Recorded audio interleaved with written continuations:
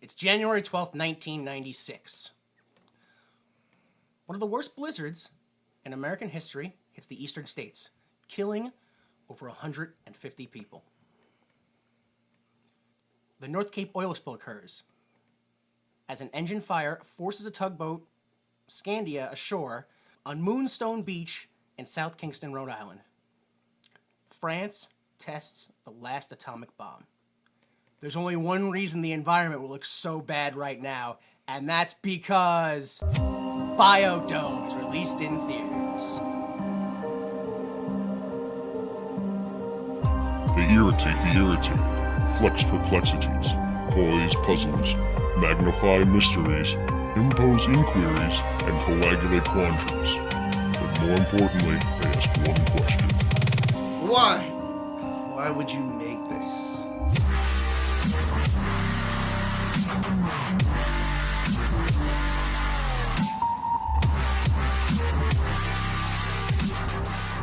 Hello, everyone. This is Why Would You Make This? I am Jimmy Time. Thank you once again for joining us. I'm joined, as usual, by my co-host, Stump, Danny Money. How you doing, dude? I'm alright, and yourself? Not so bad. The Squirrel, Jay Delta. How's it going, dude? Not too bad, buddy. Hold on, I gotta make myself vomit. Yeah. All right. Judging by your responses, I'm going to assume that you forced yourself through Biodome. Yes, Yeah. unfortunately. Yeah, well, fortunately or unfortunately for other people, this film was lost in translation. Okay. In Spain, Finland, Italy, Poland, and Russia, this film was called Biodome. In Finland, though, it was called, and I talked to a man who's he's learning Finnish. He talked to a Finnish person. There's a phrase after this that doesn't make sense. It doesn't. We talked to him, and the best we could get is it either means dome to the head, Okay. which I then thought maybe it means dome head, kind of like chrome Yeah, dome yeah. might be Okay. an insult. But the word it gave me when I typed it in was Biodome diffuser cabbage. I don't know. Everyone was confused. They were like, I don't know what this is. I have no idea what this is. Also, because of the way the word's translated in Poland, Biodome might also be known as eco eggs. Eco eggs. Yeah, egg. Yeah. All right. That's just the way it's translated. All right. After that, it starts to get a little silly. Oh, now it gets silly. Now it's getting silly, yeah. In Portugal and Brazil, they were crazy. In Brazil, it was crazy for nature, and in Portugal, it was crazy in trouble. Yeah, they were probably crazy. I would admit that. Yeah. They were spot on that point. Then after that, they just go ahead and start telling you the names of the people, which in Germany, we have Bud and Doyle, total biome, guaranteed harmful. But apparently, the word harmful in German could also mean destructive, pestilent, mischievous, or unhealthy. So I don't know. Guaranteed unhealthy. Pretty much every one of those words fits fits in. Bud and Doyle. Yes. The TV title for Germany was Bud and Doyle, totally, and then harmful, destructive, Yeah. or whatever. Yeah, just no total biome. They took that part out.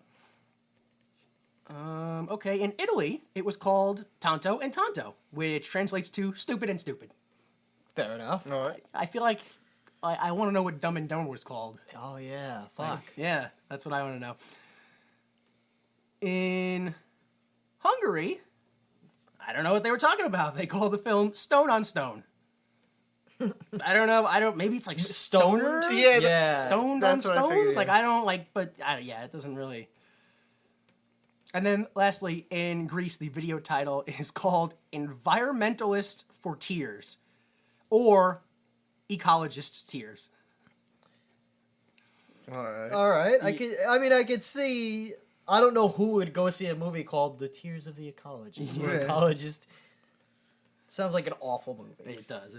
Yeah. which this was. No, it definitely was. And then lastly, in America, they called it Biodome without a hyphen.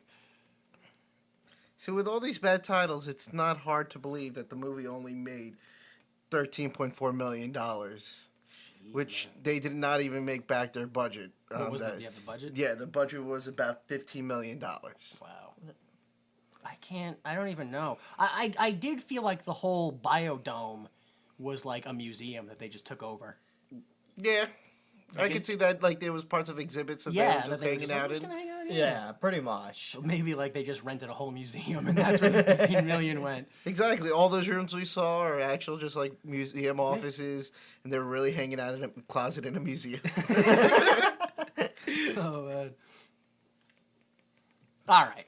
Well, let's go ahead and move on to our favorite hour. What hour? Yes. Oh, it's the... Uh-oh. What? Uh-oh. No! It's the Pauly Shore Hour! Oh.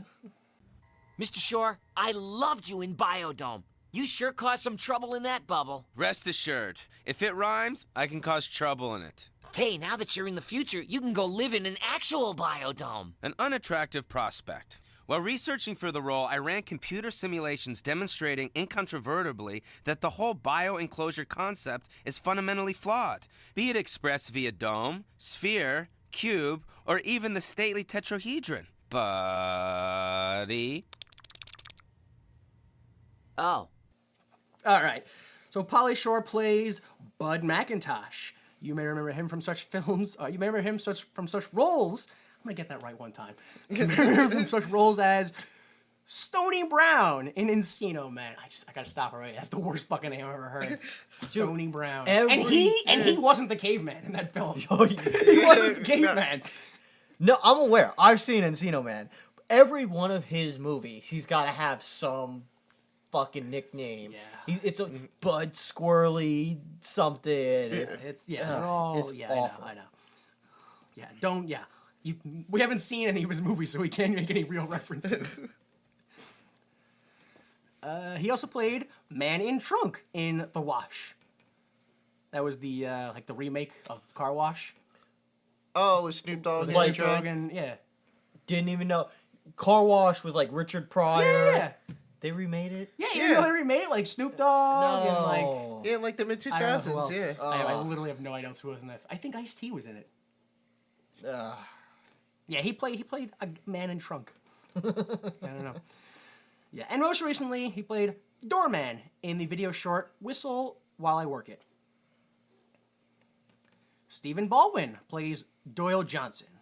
You may remember him from such roles as Barney Rubble in The Flintstones and Viva Rock Vegas. Stephen Baldwin in Fred Claus. And most recently, Mansfield in To the Wall.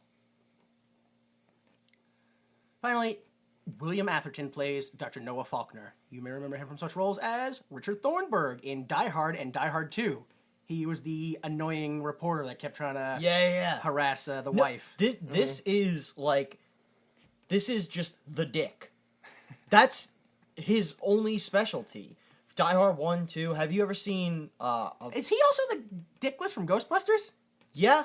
He's the dude from the Ghostbusters who opens the trap or the containment thing. Jeez. Have you ever seen Real Genius with... Val Kilmer at the end? It's his house at the end. Oh, it's fucking him. Wow. This guy's like a classic villain. This guy's great. He also plays Winchester Rep in The Last Samurai. And most recently, Viceroy Berto Mercado in the 2014 television series Defiance. You can see the full cast and crew at imdb.com. I want to stop you. Do you know who Kylie Minogue is? Yes. The singer? Yeah, she's in this. Did you know that? Yeah. I had no idea that she was an actress. I thought like her whole gimmick was... Wait, you legit don't know she's an actress? I didn't know Kylie Minogue. I thought she was just a singer. She plays Cammy in Street Fighter 2, the movie. Yeah, now I know that. Fucking my whole world is turned upside down. I bring her up, number one, because I didn't know that she was anything more than a singer. Right. And number two, that apparently this is the most disappointing thing she's ever done in her career.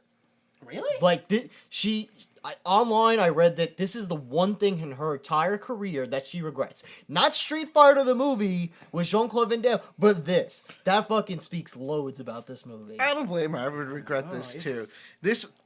In all honesty, I remember this a lot better.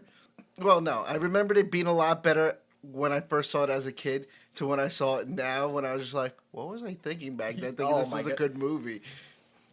But as you were saying, Stephen Baldwin, actually, Alec Baldwin told Stephen that this was the single most career-ending decision one could possibly make. But before the film. yeah. Yeah, he wasn't like he was just a dick like, 2020. Yeah, that's a big mistake. yeah, no, no. beforehand he was like, don't do this, brother. Yeah. And he did it anyway. I just want to say this movie single-handedly fucking shifted my opinion of MTV. Yeah? Yeah, like... You mean there was a positive one beforehand? Or, Well, I or do you think- have a positive one now? I never watched this movie. But like, when was MTV good? I remember, like, man, in the 90s, like, MTV was... When Chris Hardwick was on Singled Out. Yeah, like, MTV, they used to play music and blah, blah, blah, and they had fucking cool shit like Beavis and Butthead. No. MTV is horseshit. Yeah. Has been horseshit. Oh, yeah. Don't reminisce about MTV because it's pointless. You know what you're doing when you're reminiscing about MTV? You're reminiscing about Pauly Shore as a VJ and fucking Totally Pauly. That's right. It's. I went and I watched clips of Totally Pauly and him as a VJ, and it's awful. All of it's awful. MTV's awful. The 90s were awful. I'll give you that exactly, because that's what I walked away with too. I was like, what? Why am I thinking the 90s were so great after this? No one ever mentioned the 90s to me again. Yeah, I'm an 80s baby, so like, I was too young to really. Yeah. So I guess there's that almost like, oh man, it was so cool when I was younger. It wasn't fucking cool. No. It wasn't. No. I was just having like this kind of like this mental argument with myself earlier about how like, kids remember things differently and all this stuff. And I was like, but like, there's been a succession of human beings for so long. How is it we haven't yet successfully figured out a way to let kids know that what they're doing is crap and they're Yeah. gonna hate it? And like, so you think, oh, kids are fucking stupid. No, adults who've been living, like, they run the world and they still can't figure out a way to let kids know this is shit. And it was like, it's embarrassing that you look at this stuff and you just go, and you make money off of it too. Like, you just embrace it. Yeah, it genuinely changed my opinion of like MTV and the MTV culture and like the 90s, like this fucking movie. Yeah.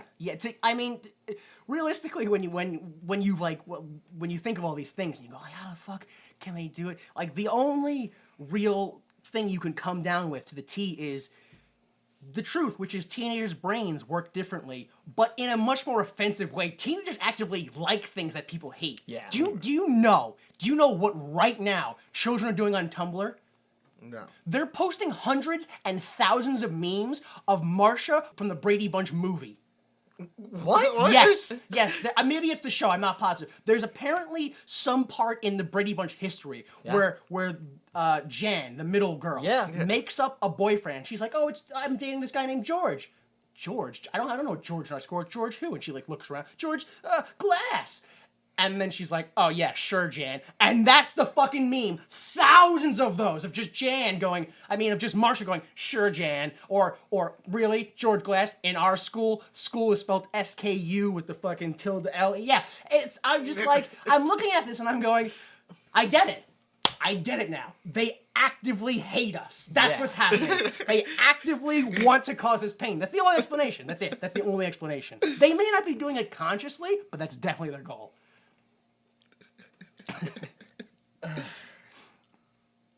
All right. Let's just go ahead and start the film. I guess. Yeah, we might as well. Let's fucking get through this horse shit.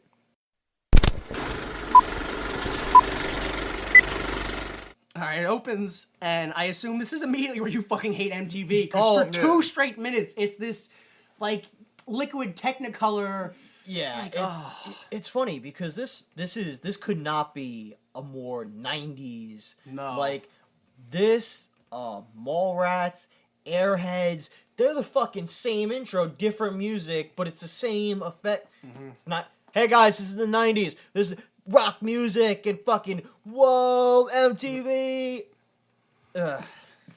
So yeah, after a legit 2 straight minutes of just colorful credits. Yeah. Just 2 straight minutes. After 2 straight minutes of colorful credits, then we get a video recording. Like, and I don't know if this is because I can recognize the visual textile, but it's clearly someone recording a video. Yeah, no. You see the scan lines and shit on the. So yeah, we're watching and the video is it's like giving us a background of the Biodome. It's a commercial for the Biodome. Yeah, pretty much. Which I don't know if you guys caught. They refer to the Biodome at one point in that video as the first space station on Earth. Did they? Yes. Oh my God! Thank you. I cannot for a second. Thank you. Enough, because the whole movie I could not understand why. What's his name? Falconer was there. He says he's a rocket scientist. Yeah. Why would they need a rocket scientist in a biodome? They don't. They just don't. They just no. But apparently, if it's a spaceship, that makes a little more sense. Apparently, they're at the end of Biodome. but that's it was supposed to go and take off into space. No, but that's the thing. No, not at all. It's not. They just refer to that for some reason, even though they're not in space at all.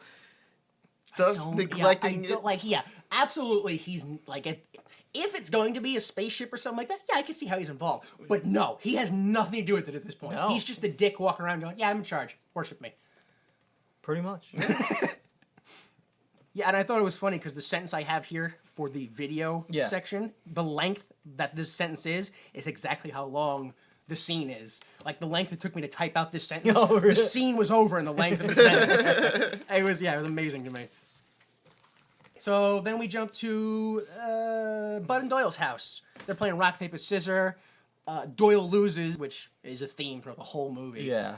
I don't know if you noticed this, but it's because he keeps picking rock. Yeah, no, I noticed He that. only picks rock. That's why after a while I just write it as them playing rock versus paper. Yeah. I don't even throw in scissors anymore. Yeah. So yeah, Doyle loses, and Bud hits him with a book. Just to reflare, Doyle, Stephen Baldwin, Bud, Pauly Shore pick up trash to their girlfriends, or with their girlfriends rather, and their girlfriends come over and they're like, let's go to the thing. And they're like, oh, we can. He's got a wound. Oh, well. And they're like, yeah, he's taken down. Like, he comes up with this story that, like, you see she's not believing it. And then she just goes, all right. Yeah, like no, we were trying to take down this plastic fish from our wall and we were going to set it free in the ocean. And then Doyle slipped and smashed his head. Yeah. And clearly they're retarded. Yeah. But they're like, okay. Yeah. And it's only when Doyle's girlfriend, Jen, recognizes the logo from the book on his head and realizes, oh, you mashed him in the head with a book. Exactly. To try to get out of picking up trash. Which, aren't those logos painted on? Not, like, indented onto the book? I mean, they might, like, some of them have, like, little raised lettering, but I don't But enough to leave, like, an impression on someone's head? I don't think not so. that thick. Yeah, exactly. Not that thick. So whatever, they see it, they go, oh, you're lying, and they leave. I mean, immediately, like, he just manipulated his girlfriend to believe, like, he right off the bat, he's a dick. Like, okay, he's not. All right. I was wondering when this was going to come out. Yeah, because it's the whole movie happens, so. I understand, like, you're supposed to like your protagonists. At no point in this movie do I like these guys. Not one bit. And I understand there are some movies where, you know, like Attack the Block, for example, they start off with these kids, you know, like fucking dirtbags, and then as it goes, you like, oh, okay, yes. I'm growing attached to them. I like them. Is exactly the direction I thought the film was going to go. Yeah, me too. But doesn't happen. Just never got there. Yeah, I don't know what happened. We never arrive at that point. For me, it got really close during the dance montage. But once the dance montage ended and there was an hour left in the film, but that's the thing. That was it. I think that really was it. Was them going, you know what? We fucked up. It's time to fix it. I really think that was their way of being like, yeah, this is the redeeming moment where everyone's supposed to walk out satisfied with. Doesn't happen. That was when they started the second movie. That's what happened. So after small talk, the girls drive away and angry. In the girls' car, they're talking about how, though we need to teach them a lesson, and though they're lazy know-abouts, but they're like, no, but they're really good at sex, though. So he can lick his back. Yeah. Yeah, what she said. There's something on a man who can lick their own back. No, there's not. No, there's not. I can't imagine that would ever come in useful. Ever. You don't have to put your vagina on their back, right? Yeah. You put it in front of it. Like, Yeah. it doesn't, I don't know. I think it was either this scene or the next scene where, I don't know why, but for some reason it clicks into my head that I feel like somebody tried to genetically engineer a Renee Zellweger and then realized that Renee Zellweger's already a person, so they just called her Joy Lauren Adams. Yeah, it's, Like the whole time I'm watching it, I'm going, hey, what's going on here? this is I think she only, I don't know what happened to her, and I'm not gonna fucking look it up on IMDb because I don't give a fuck. I think she only existed in the 90s because the only things I know her from is this, Mallrats, Yeah. Chasing Amy. Well, I can Big tell Daddy. You, I can That's the tell last thing I can remember yeah, her Big in. Daddy, that's right. She was the. She was the bitch mom, No, she was the sister of the the bitch sister. No, she was the lawyer who was really nice to Adam Sandler and was the sister to Jon Stewart's character. So yeah, the bitch sister, wasn't she? Yeah, No, I no. thought she was like. So who was the other girl in the film that we're thinking of? Oh, that was a bitch? no. The one that was a bitch was Jon Stewart's girlfriend. Oh, you know what I think I know her from? Yeah, because she didn't want the kid, that bitch. I think she was in Liar Liar. No, that's Renee Zellweger. That's Renee In Zellweger. Liar Liar? Renee the one- Zellweger's the one- in Liar Liar? Isn't she? Who? No, that's the Me, Myself, and Irene. Yes. Okay. No, in Liar Liar. Remember, he's the attorney for Yeah. the woman who. No, that's not Renee Zellweger. That's Jennifer Tilly, I think. Yeah. So all white women look alike. Yeah, no, we're going on record and saying all white people, all white men look alike, all white women look alike. Yes. It's just the way of the world. That's how it is. So, all right. Renee Zellweger, can you continue here? Read this. I don't even know what the fuck's going on. No, I know So- you know. No. We go back to Bud and Doyle's house, and this is when it starts to get disgusting. Dude, I was ready to turn it off. at this yeah, point. right? I was all right. Why do we have to keep focusing on the fact that for some reason Pauly Shore is flexible and knows yoga? Yeah. Why? So That's the theme of the whole. I didn't know if you guys noticed it, though it was kind of hard not to notice it, which is how fucking sexist this film is. Yes. Every woman can't wait to sleep with Pauly Shore. Yeah, like man. no matter what he does, it's okay, and they want to. It's really sexist film. some real fucked up shit that happens later. Really, and like it's played I for don't know laughs. what you're talking about. No, we'll get to it. Oh no, I do know what you're talking about. 'Cause Yeah. it actually happens twice. Yeah. So maybe you did watch the movie twice. I don't know. But yeah, we get this scene where they're sitting on a couch. Yes. And they're sitting literally on opposite sides of the couch. Mm-hmm. Bud is chewing his toenails. Okay, he's flexible. But we look, and his other leg is outstretched to Doyle, who is also chewing on Bud's toenails. Wait, Well, this is no. something I want to ask. Was he already doing it? Because No, he wasn't. yeah, Bud Bud was like, "Come on, chew on it." Yeah. All right. Yeah. Which is I find that's even grosser. That he's like, "Come on," and then he chews on it. He's like, "No, the one with the corn." Yeah. Yeah, exactly. That was But- a question. I was like, and- oh, go ahead. It wasn't gimmick. It wasn't fake. No, he Because really. there was a fucking toenail in his mouth and he Ugh. spits it. Now, unless you're telling me that he put his Yeah. own fingernail in there and then pretended to, I don't believe that happened for a second. I believe that Pauly Shore's nasty ass feet were in fucking Stephen Baldwin's mouth. Probably, because throughout this whole movie, I can't tell if he's stupid or if he's just always listening to what Pauly Shore tells him to do.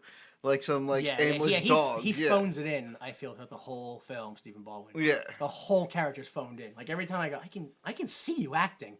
I can see that with Pauly Shore because this motherfucker, 80% of the movie, has this smug smirk on his face that's saying, like, I don't think that's acting. I think that's him. I'm doing this something funny. Guys, this is You funny. ready? You ready, guys? Guys, this is It's funny. gonna come. Here it comes. All right, yeah. So after they're done chewing each other's toenails, the girls call from a recycling event thing that they're at from a payphone. Yep. They're like, "Yeah, we met swimmers. We're gonna go hang out with them. See you later." They're like, "Swimmers? No, that's not cool." So they go to Vasquez Lake where they said that they were gonna meet Yep. them at. Right? They arrive. There's no party. The place is a dump. They're like, "Oh, our girls tricked us." I'm like, yeah, but they're smart, so that's cool. Yeah. And then like, "Oh, remember when this lake used to be like really good?" And they flash back to when Bud's mother tried to drown him. No. Okay. We'll get into this right now. All right. They're not brothers. No, I know. And that was Doyle's mom. Oh, so some lady was just trying to fucking kill him? That was Doyle's mom trying to drown Bud. Oh, Okay, wow. that's what I thought. I wasn't sure. Okay. Yeah, okay. No, it's I thought that was Bud's mother, and then Doyle was just hanging out. no, that's Doyle's mom. Wow. Yeah, Alright. I don't. There's a lot of things like that Yeah. where it's like that's not something to joke about, and they just keep going on. Did you guys get the feeling that this is a fucking live action Family Guy episode? They have so many and it's like that time when we ran out of ideas to do, and they flash back to them doing some goofy shit for no reason. Oh, just don't be sad. Think about how things used to be. Yeah. And they do a quick costume change, and now it's the past. Yeah. Yeah, that was if it wasn't for the fact that the music got lower and there were several lines of dialogue, 90% of this film would have been montage. Yeah. But there's too much talking for it to be montage. Way too much stuff. Oh my god, there's so much fucking talking. So they decide, all right, we're gonna split from the lake. At least we have smart girls. They're driving back, and Doyle's gotta pee, and he can't cork it. And also, they can't just pull over. Yeah, what? Okay, this entire movie occurs because even though they're in the fucking desert, middle of nowhere, you're not gonna pull over and take a piss. I just realized that, wow, that movie really could have ended with just that, with them just really pulling over. You know- That being the end of it, wow. You want to know what's worse? Other things happen where you go, you could just not do that, and then this film stops. 3-4 times you go, No, it happens just don't do a that, lot. and that's solved. That's solved. The entire movie happens solely because they don't just pull over and piss nobody- on the side of Yeah. the road. So whatever, they go to the Biodome, which they think is a mall.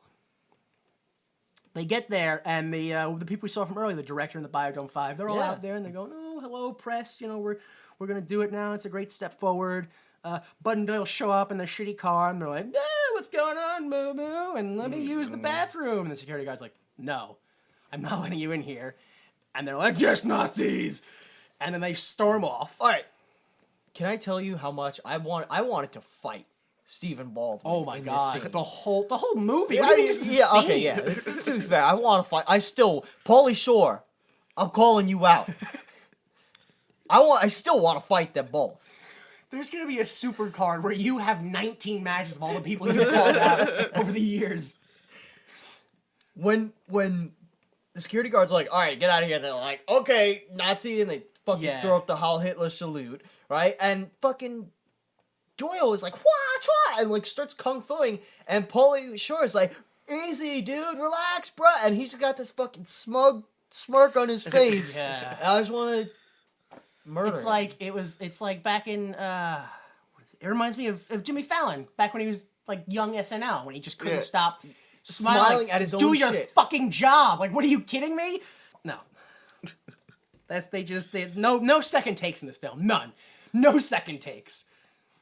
It's I don't know who directed it, but the fact that they couldn't just be like, all right, can you not smile during this take? All right, try. Oh, all right, one more time. Don't smile. Oh, fuck.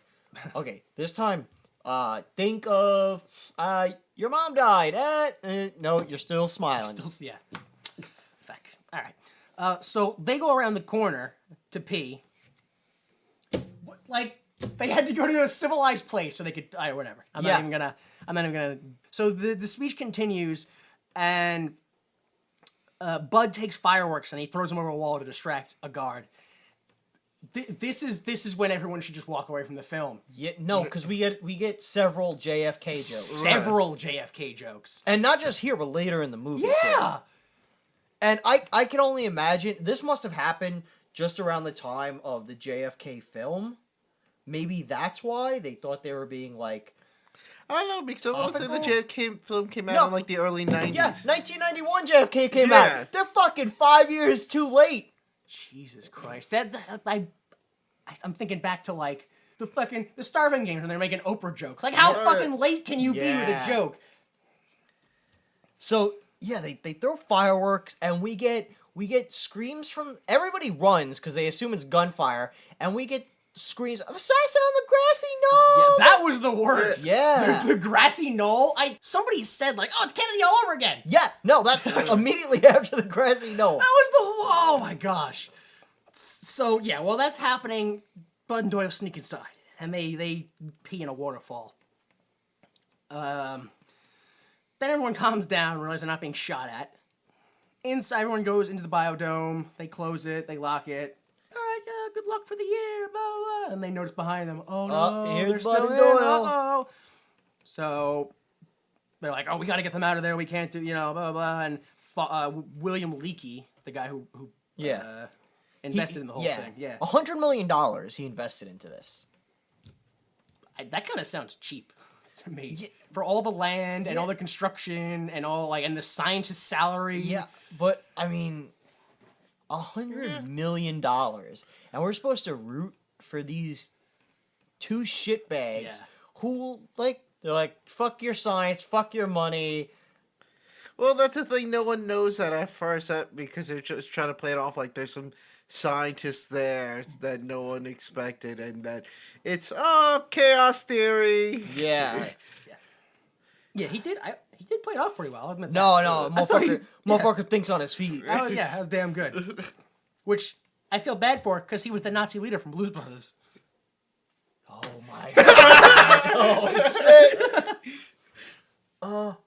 So I instinctively go, I shouldn't like that guy, should I? He's a Nazi. But part of me kind of does, so I don't know.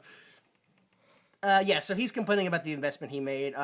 Falconer is complaining about the 1 year time frame, and they decide, well, look, they have to stay. We can't break the year time frame. Which, why does a time frame why can't you just stop the clock? Yeah. Why can't the time be moved back 10 minutes? You can literally just shit. All right, you know what? Hold on. Boop, boop, beep, boop, boop. All right, starting now.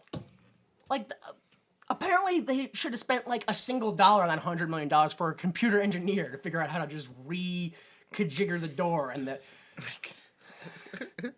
Worst part is, they're like, no, the doors can't open. The doors can't open. There's a back door that everybody knows about. Yeah!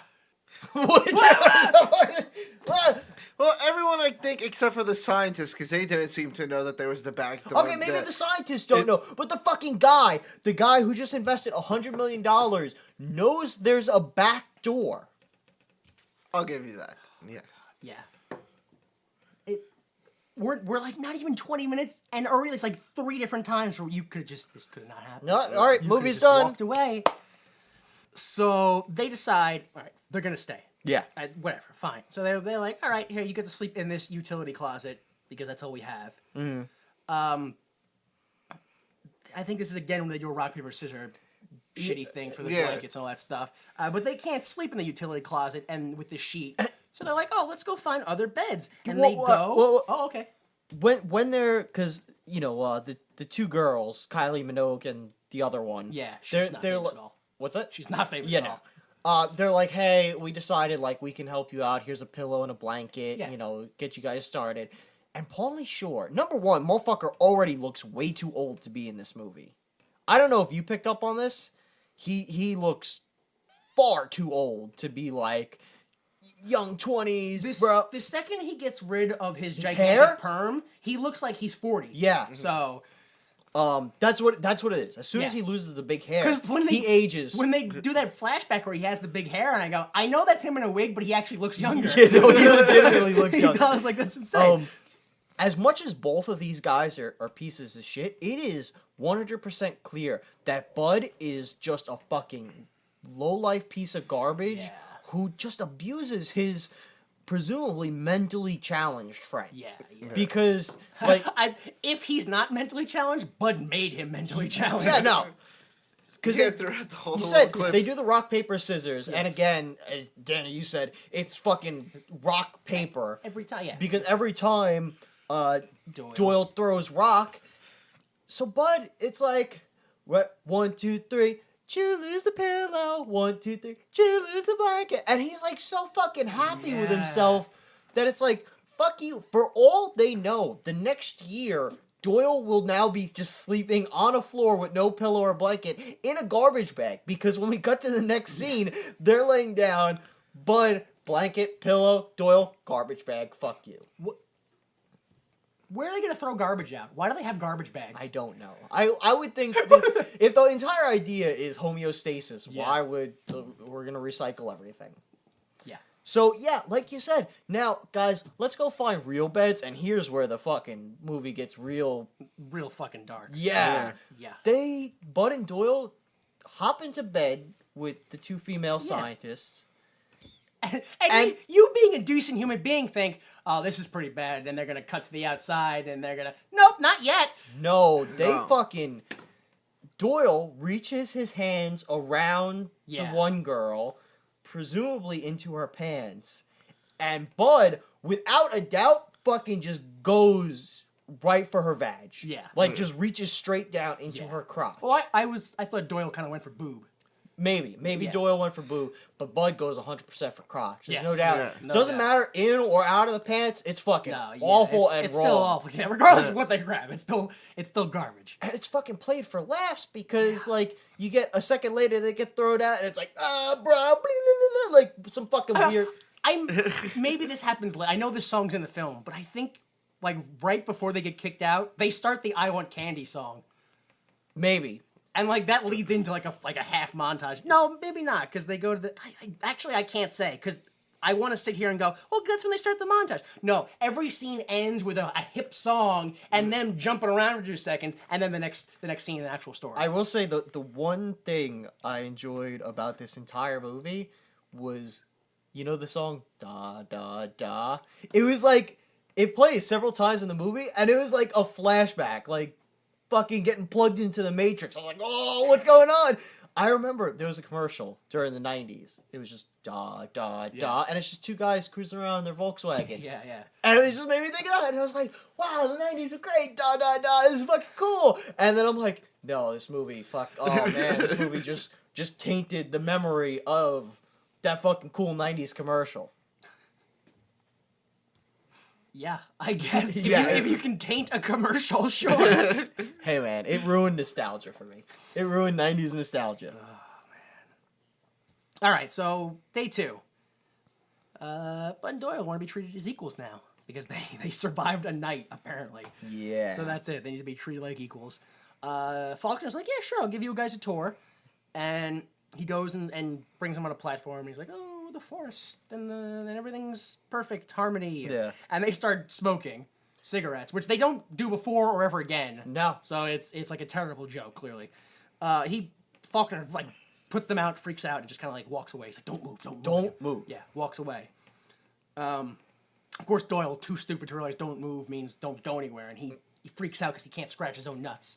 Nads. Oh, nads, whatever. Yeah. Sorry, yeah. This is in the 90s. Yeah, nads. They're the nads. Yeah. And so when Doyle freaks out and starts moving, Pauly Shore's like, well, I guess that means we're on our own now.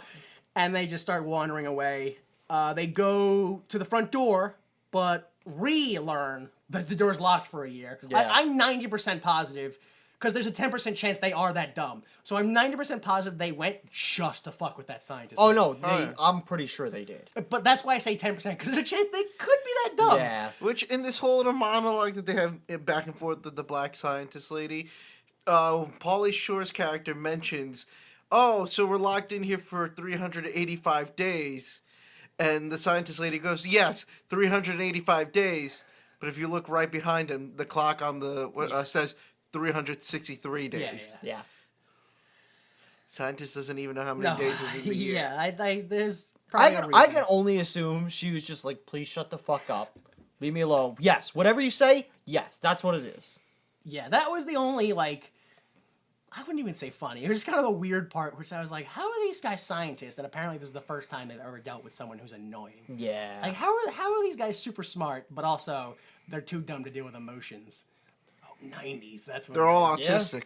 They're all autistic? That's my gimmick. Don't steal my gimmick. They all have Asperger's. I would have called these guys autistic, but they're clearly psychopaths. Bud and Doyle's an idiot, but Bud is clearly a fucking like sociopath. Oh, yeah. He is very clearly an evil human being. Yeah. So yeah, they can't get through the front door. So then they start playing in the jungle. Yeah, they start swinging on vines. They did the George of the Jungle thing or whatever, and they get split up and they start hitting on their respective white scientist counterpart. And again, when Bud comes walking up to Kylie Minogue. Petra is her Yeah. name. He comes walking and walks up behind her and like pokes her in the ass. Yeah. And like that didn't automatically trigger a response of her punching him in the fucking throat because it should have. But remember, ladies and gentlemen, in the 90s, women didn't have rights. Women's bodies didn't belong to them. No. They were men's property. Also, dumb guys were so fucking cute. Yeah. Oh, you just couldn't contain yourself. Oh, man. Oh, my God. White dude with dreads? Forget it. Oh, son. Vagina slipped right off me so well. All right, so we go into Monique's mom's house. Yep. And Monique is Bud's girlfriend. Yeah, Joey Lawrence Adams. Yeah, whatever that her one. name is. Adam, whatever. She complains about her mom's boyfriend's empty cans. This guy is Taylor Negron, if you don't know. He just recently died, unfortunately. really? Yeah, not too long ago. Yeah, like a week or so ago. He's one of those guys where you're like, I know him from things. Yeah. I don't know what things. Yeah, I don't know what things are. Yeah. But I know him from Yeah, things. I know. Yeah, and she's like, there's beer cans all over the house, get your shit together. He turns on the news, and they're like, oh, look, those guys are on the news. Yeah.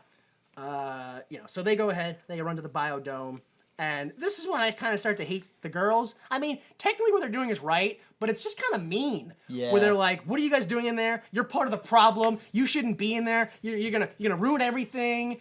And then at the end, they're like, well, what are we supposed to do for a year?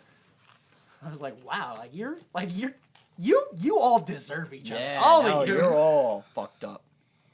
Yeah, I don't like it. It's clear to me that both Bud and Monique are the sociopaths that control the dumber friends. Yep, without a doubt. Yeah. So, and again, they're like, don't do this, and Bud's like, no, we're this is our cause now, and we believe in it, and we're totally gonna do this, and you got to deal with it. And then they make out and harass them through the glass. Well, I guess not harass because they're boyfriend and girlfriend. So. Yeah, but no, they're like doing some fucking weird shit. Yeah. So dinner, they get called to dinner, and everyone's eating soy, but Bud and Doyle don't like it. Surprise. But if they have fish, why aren't they just eating the fish that's there? Can't they just repopulate the fish? Well, presumably it takes a while for the fish to like reproduce and spawn. Sure. You can't eat all your fish. You can't start eating fish day one. So that night, Doyle can't sleep, and Bud tells him to think back to when they used to make a fort tent and smell each other's farts. Family Guy flashback. Yeah, it's awful. And This we for some reason, it's just them with fucking wigs on and smelling each other's farts, and Doyle has a fucking Scooby-Doo nose and could just be like, you had nachos and cheese and this and that. It's fucking cringeworthy is what it is. it absolutely is. Which, at first, at the beginning of that scene, he's like, oh, you're eating peanut butter and jelly with bacon. Yeah, that's not hard to tell when he's fucking next to you eating the peanut butter with the bacon. You fucking moron. Oh my gosh. So after that's done, we go back to Monique's mom's house, and Russ shows Monique a newspaper photo, and it's got Bud and Doyle are in the female scientists, and they're in their swimsuits. Yeah. Next to the that waterfall, and they're like, those dicks. I just want to point out that Monique's mom never shows up. No, in the film. Never once. We go back into the Biodome, and Mr. Leakey is showing Bud and Doyle the new shirts that he made with their likeness. I'm like, oh yeah, and then you should also make biodegradable condom wrappers, and anatomically correct action figures, and a 900 sex number. And they, of course, act out this sex number. Yeah. Which the weird part when they act that out is how randomly some guy on the old man side was just like, yeah, here's a cigarette to put in your mouth. Yeah. Like he already knew, like they're like, yeah, we're gonna do this bit and we just need you to put a cigarette in this old man's mouth. Yeah. It was things. It was things, wasn't it? So in what I presume I could be right. I don't know. Is the jungle biome? Bud and Doyle are. To be fair, as far as I'm concerned, there's a desert biome and a jungle biome, and that's it. That's it. That's it, right? And the a desert? rainforest one. Or That might be the consider- jungle. That- yeah, I think it's the rainforest, the desert, and then their little living the quarters. between. Yeah. Yeah. So yeah, they're in the jungle desert, and I think they're eating Twinkies. Well, no, I wasn't sure. I thought that too, that it was I think they Twinkies. might Yeah, be eating I Twinkies, don't know. which just How'd they get yeah, those? how? So they think back to how fun it was when they used to push each other off the roof. Yeah. Family Guy flashback.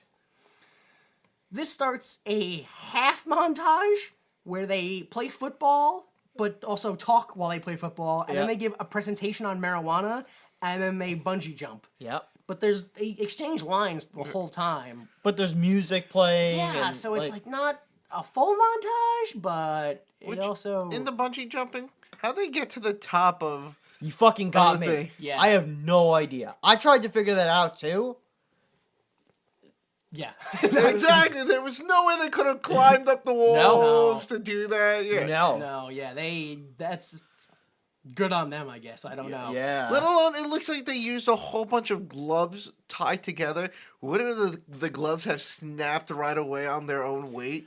If this movie had fucking ended right there with the gloves snapping and them smashing Breaking their their necks. heads and breaking their necks, oh my god, I would have fucking gone and paid for this movie. Speaking of paying for this movie, apparently this shit is out of print and like hard to find Oh yeah. because it's fucking going for crazy money on Amazon. $40. Really? Wow. Yeah. And guess what? I guess there are people paying that much money, Yeah. which joke's on them because they just paid fucking $40 for this movie. Maybe it might not be because there's a lot of people that gave it 5 stars. They're fucking all assholes. Yo, I- I haven't even Seriously. seen them. Assholes. All of them, I stand by it.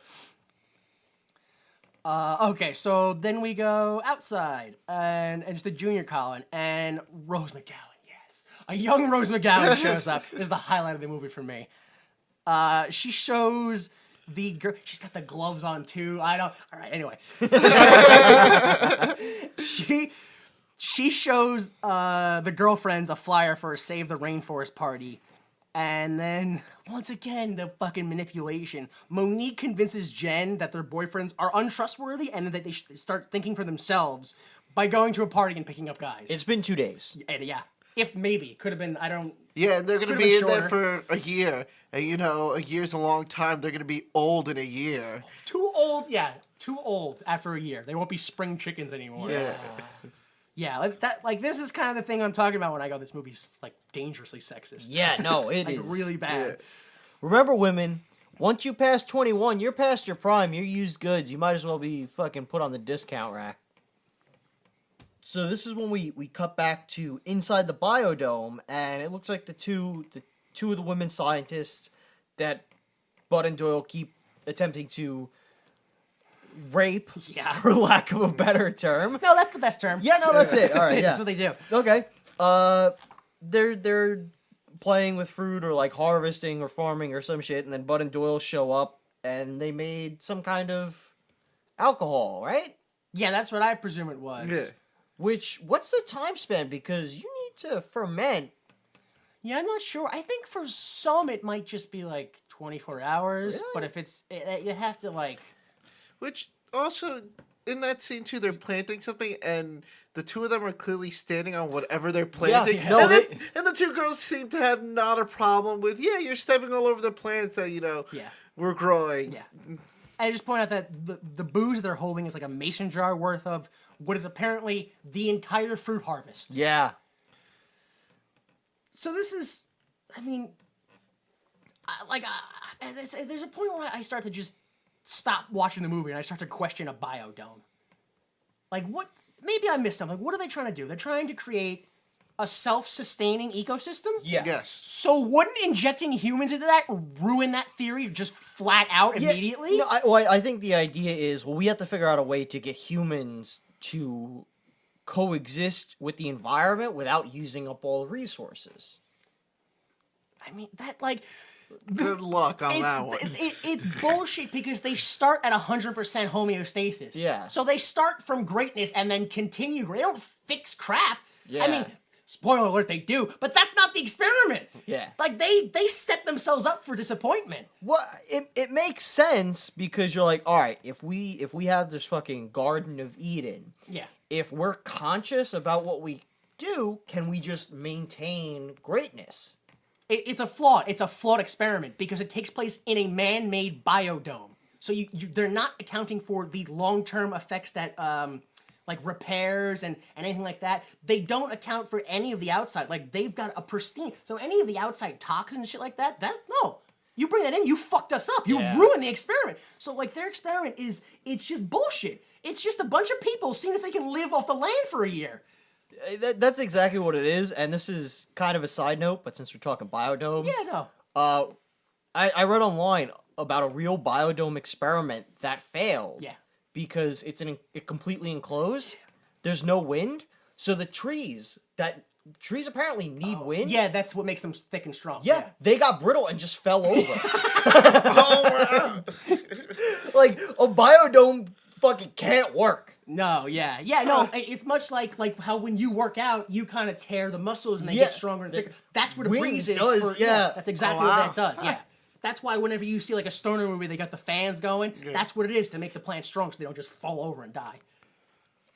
Motherfucking science. Yeah, science as fuck, dude. Science as fuck.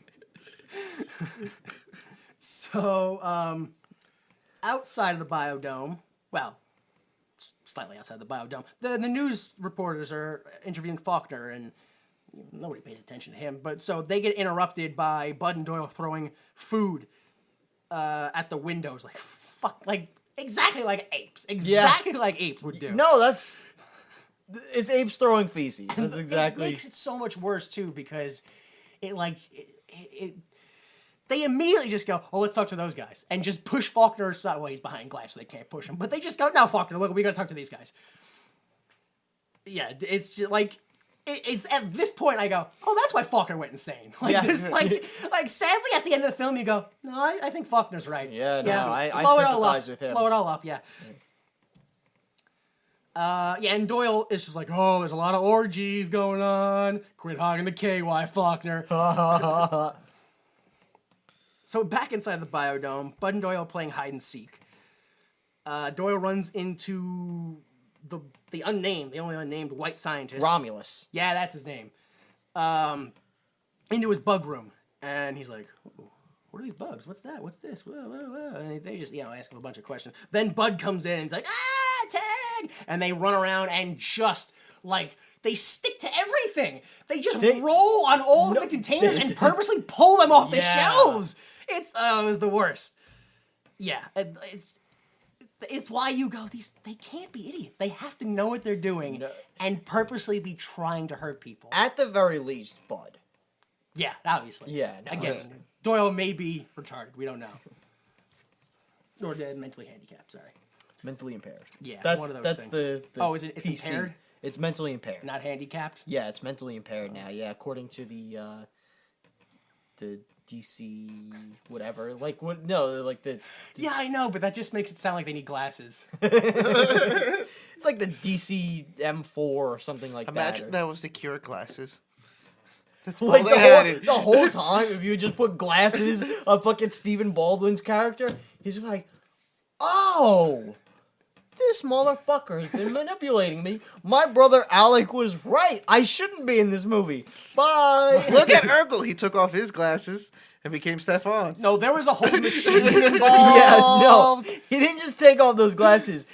There was a machine that turned him Lots into of science. Into what was Stefan? Yeah. There was a huge moral arc about whether or not Laura should love him because if he is in fact Urkel or not. Listen, don't talk to me about Family Matters, son. I'll get up in your face about Family Matters. Anyway. We go, the fucking Romulus is just ruined. He's ruined. His whole career is fucked. His whole purpose. He's the bug guy. Yeah. And they're all dead. And if they're not dead yet, they will be very shortly. Very shortly. Oh, look, yeah, next, yeah, very shortly. So we go to the bar. Yep. Or not yet, but Monique and Jen are driving to the bar, and Jen's like, I don't think this is right. And Monique's like, no, going to a party with the express intent of cheating on her boyfriends is totally okay. There's nothing wrong with that. Yep. Because it's to save the rainforest. That's right. So this guy named Roach, who only appears 2 other times in the film, hits on Rose McGowan but gets rejected. Which, does everyone in the 90s have some fucking, like, Stony, Stumpy, Roach? Everybody has a nickname like that? Yeah. I guess. I guess if you're white and live in California, yeah. Oh my god. I presume California. I now understand why someone wrote Escape from LA and fantasized about an earthquake that broke California off from the rest of the United States and turned it into a fucking prison. I understand it now. Yeah.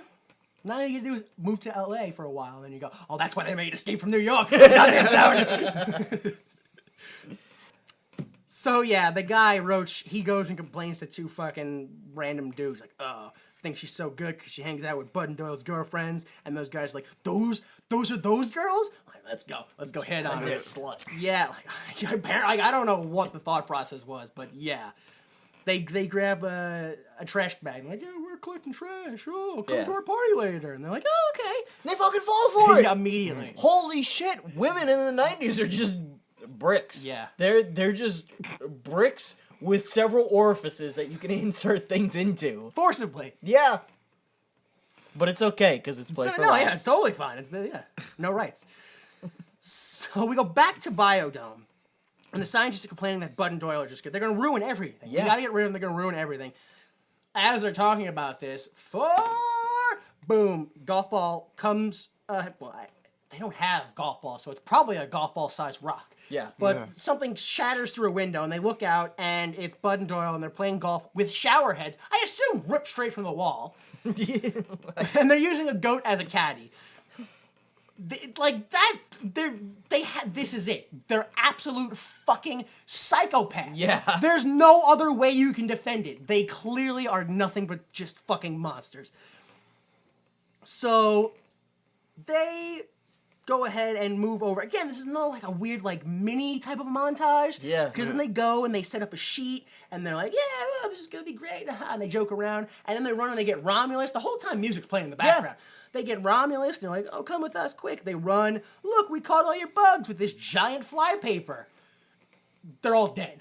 They're all fucking dead. Including an owl that got stuck to it. Jesus Christ. Guys, we helped stop all your animals. We burned down everything. Honestly, they weren't very far from just straight up murdering animals, human sacrifice style, or animal sacrifice style, as it were. It's fucked up. These guys are just degenerates. They're sociopaths. They're psychopaths. Yeah, they're the worst human beings. If not in this film, then in the world. Yeah. So that night, the scientists are eating in their eating. Well, actually, the only place they ever congregate, really. Yeah, no, this is... It's the dining room, and, like, the meeting room, and, like, the presentation room, and... and you hear Bud and Doyle yelling in the distance, and we're shown that they're locked in their room, and they have no food. So they decide they're going to escape through the vents. And they do. They go up into the vents, and they walk through. Actually, before this, we get another thing where clearly Bud's a psychopath, because he's like, oh, I wish I had a cheeseburger. And they're like, don't say cheeseburger. And he just starts, like, saying all the ingredients to a cheeseburger right there. Like, just the fucking worst. Like, I probably would have eaten Pauly Shore at that point. Just out of spite, just to get rid of him. So, yeah, they go ahead and they crawl up into the vents, which both of them fit side by side in the vents. Whatever. And wouldn't they hear them walking around in the vents? They didn't hear Falconer whistling, so that's later. That's true. That's much later, but yeah. I'll probably use it to justify that again later. They get into the storeroom and they find a cylinder, right? And there's food in it. Did anyone notice that the cylinder had a biohazard symbol in the corner? Yes.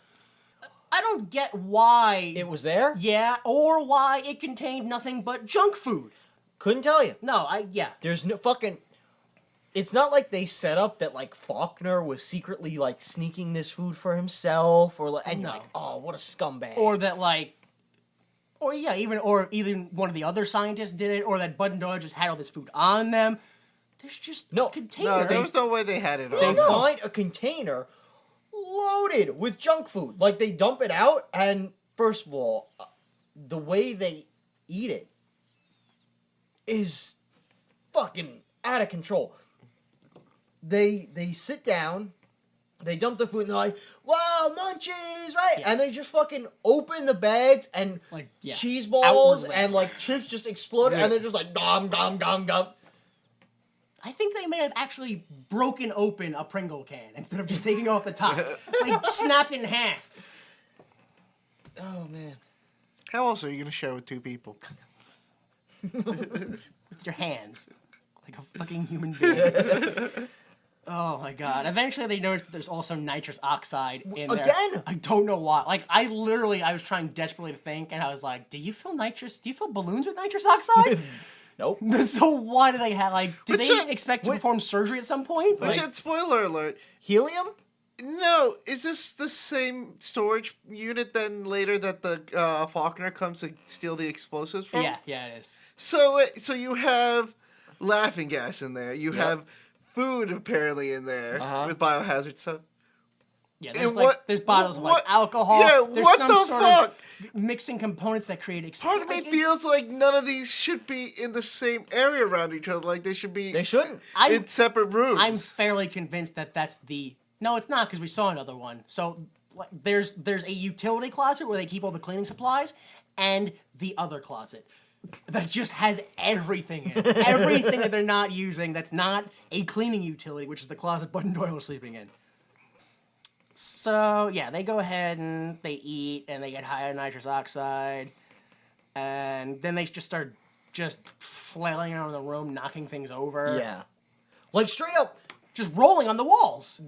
And when obviously they're making a ton of noise, the scientists come in and see Yeah. them, and when they walk in, Bud and Doyle are literally taking like the canisters of the nitrous oxide and whatnot, Yeah. and just smashing shit. Jesus Christ. Hearing us describe this movie, I go, these are the villains, right? These are definitely the villains in the film? without a doubt, they're the villains. We had to have gotten it wrong. All right. So, yeah, everyone's angry, and they're like, "Arr." And they banish. Yeah, They banish decide we're gonna banish Bud and Doyle to the desert. Yes.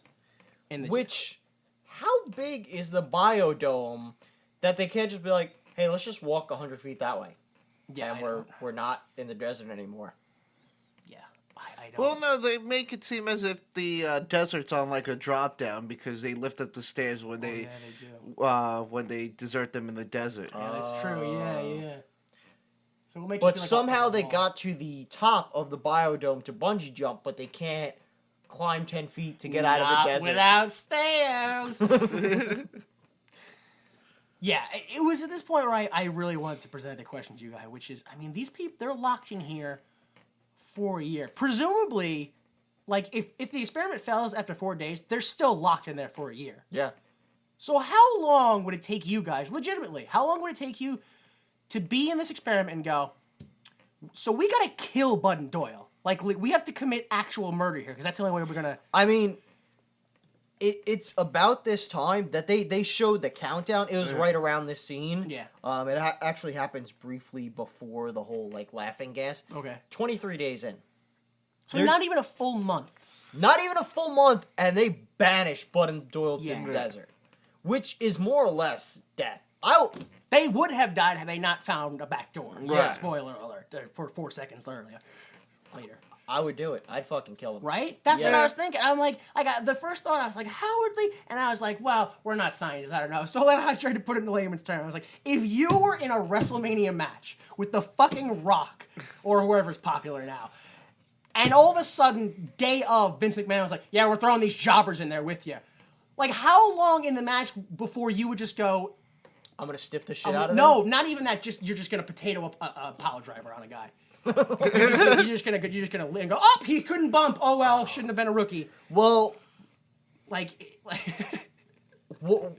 when it turns out, like, on their way to the ring, when the jobber, like, just goes up to some woman in the crowd and just fucking grabs her titties, yeah. and another one's like, hey, let me get a finger in there. Like, dude, I'm hurting you. oh my god, yeah, right. Bing, bing, bing. Oh, he's not getting up. I don't know what happened. That's where you do that dangerous spot where you hold the guy's arm and go, "Hey, everybody in the crowd, chop him!" And they bleed by the end of the night.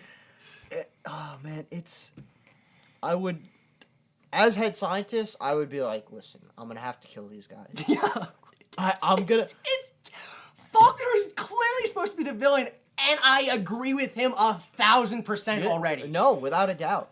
Oh man, it's so bad. So they're just trying to survive a night in the desert. It gets night and they're cold, and the next day they're still alive. And this is when they're like, "Oh, hey Bud, remember that hamster you had? Yeah, I accidentally killed it." And then Bud's like, I believe it was actually a turtle. "Oh, Yeah, it was. whatever. Fuck 'em." And then Bud's like, "You remember when when your aunt went insane and was divorced by her husband because she thought he was cheating and turned to alcoholism? Yeah, that was my costume that he found." And then Doyle's like, "Remember that chipmunk fire of '79 where the whole town?" He's like, "That's pretty cool, huh?" Yeah, fucking great. Just yeah. Thanks, Family Guy. Yeah, thanks. Back to the jungle biome. Oh no, I was just gonna say, which I did enjoy that later they do actually bring up the chipmunk They do a fire again. callback to the Yeah. chipmunk fire. Which I didn't just let it be one of those things where you're like, we're just gonna mention it and that's it. Yeah. Which you're gonna tell me you're gonna flash back to Doyle's mom drowning Bud. You're gonna flash back to them smelling each other's farts. You're gonna flash back to them jumping off roofs with umbrellas. But you're not gonna flash back to a fucking chipmunk. Nothing. You couldn't. That show would have like been a- actually pretty good, like pretty fun to see. Like you could have showed like a young Doyle, like and a silhouette on a wall. Like you didn't have to do anything with that, but they gave you nothing. Yep. So yeah, we go over to the jungle biome, and the white female scientists are like, "Yeah, I'm pretty sure this is murder." And Faulkner's like, "Nope, it's thinning the herd." And he's right. And he does Tai Chi. Oh yeah, in their case, it's absolutely No, thinning the herd. it's murder. no, that's thinning the herd. It's Yeah, but thinning the herd is never done like when things are bad. Like there's no people aren't dying. They go, "You know what we need? Kill the losers." That's what we do. Like that's not. It's only a time where people are flourishing and someone comes in and spills some milk and they go, "Let's just thin the herd real quick." Isn't that the concept of nature, though? That the losers are always the one that get killed first by the predators? That's the theory, but it doesn't always follow through. So yeah, Bud and Doyle, they go back to them in the desert, and they're trying to catch a lizard. Yeah, they catch a lizard and they're getting ready to eat it. And it's only when Doyle looks over and notices the key in the back door directly next to him. Yeah. And they realize, oh shit, we're free. Yeah. I don't know why I didn't remember this earlier, but don't they have to go to the desert every day to check to make sure that it's a safe and functional biodome? How do they banish them to one section of a place they need to constantly monitor? How would you figure you would have to constantly monitor? Because they always have to, it's a biodome. They have to constantly make sure that everything's running right and running correctly. I guess, and but even in the desert, there's things they have to check. I guess, but at the same time, how much of the environment is going to change in the desert? What if it rains too much in the desert? I'm so glad you asked that, because I wrote something down here that I thought was stupid, but apparently it follows through, which is, I wondered if banishing to the desert was just an idiotic part of a story, or an attempt to send the message that you can't abandon people in another part of the world because it's all connected, and screwing it up in one area will screw up the whole thing. I know, there's no way they thought that fucking deep. No. There's no fucking There's way. no fucking There's no way. fucking way. Don't. But the message is kind of there, accidentally, apparently. Because they open the door and go out. And once they go outside, they run over their car. And, oh, there's a boot on it, and we have tickets. and- Yeah, I don't know the law, but if someone has parking tickets, and then you put a boot on it, isn't that kind of entrapment, like for just more parking tickets? Or is there just like a unwritten rule of no more, like you're not violating parking law at that point? I'm pretty sure it would just get to the point where they would just fucking tow your car. I mean, I don't know how it works, but out here they'll be like, "Fuck you, we're towing your car, we're taking it, we'll impound it." Yeah, so what's the boot for? So you can't move it before they tow it? I think the boot is more in the sense in places like the city where you can't fit a tow truck if all the cars are parked like bumper to bumper. Yeah, So- it's basically the equivalent of impounding a car. It's just you can't move the car. So like, fuck you, if you want to move your car, you're gonna pay us basically an impound fee. I know this is the dumbest question I can ask, but it's not like The Simpsons, right? If I try to drive with a boot on, I will lose my wheel. Yeah, no, you just can't drive with a boot. It's not like The Simpsons. Yeah, it won't just mess up the road. Like, No. I'll break my axle before I go anywhere. Yeah, All right. yeah. Just put that out there, folks. Simpsons lied to us. So yeah, they go outside and they're like, "Oh, let's order pizza." Right? Pizza man comes. It's Russ. And he's like, "Oh, look, your girlfriends are going to this frat party later. You should probably, I don't know, be aware of that." I don't really know why he shows it. And he drives off after they try to hop in the car. And then they call Roach and they're like, "Dude, you got to hand out flyers for this party we're having." Now, I don't know if you noticed, but Russ pulls up and delivers them pizza. He delivers them like 7 pizzas. Does he? Yeah, he delivers them a lot of pizzas. Jeez. Like Wow. 6 or 7 pizzas. Then he's like, "That's gonna be 79, blah blah blah." And they're like, "Oh, we don't have any money." And he's like, "Well, you gotta pay me." And then he brings up the party thing, and he's like, "I'm out of here." He just drives away without getting fucking paid for the pizza. To be fair, he didn't want that job. Yeah. So, How does that work? If you're a pizza guy, and you go out on delivery for like 10 pies, let's just say 2 pies, and then you come back and they're like, "All right, where's the money?" You're like, "I don't have the money." "All right, where are the pizzas?" I'm "I pretty sure they take it out of your salary. don't have the pizzas." What the fuck? You just told me you were mugged at that point. Yeah, at that point you just lie, say you're mugged, yeah. I got mugged, yeah. They mugged me for the pizzas. What they look like? Blacks. Fucking awful. Also, did any of you guys, I don't know, maybe it's because I'm Italian and from New York, but did you guys look at the pizza that they were eating? No. Disgusting. Fucking, oh my god. It looked like it was made like on like a shitty tortilla. Like it looked like somebody fucked up a pancake and then threw sauce on it. Have you had pizza outside of New York? Yes, unfortunately. It's all like that. Everything that's not from here is like that. God. I don't understand anything anymore. I just don't. Whatever. So yeah, at the frat party that the girls are gonna go to, Tenacious D's there. Yeah. Hey! Woo! But it's like fucking. This is probably pre-HBO Tenacious D. So Yeah, I don't even like. it's like they're both Nobody's. they're both fat before they got skinny and then got fat again. Yeah.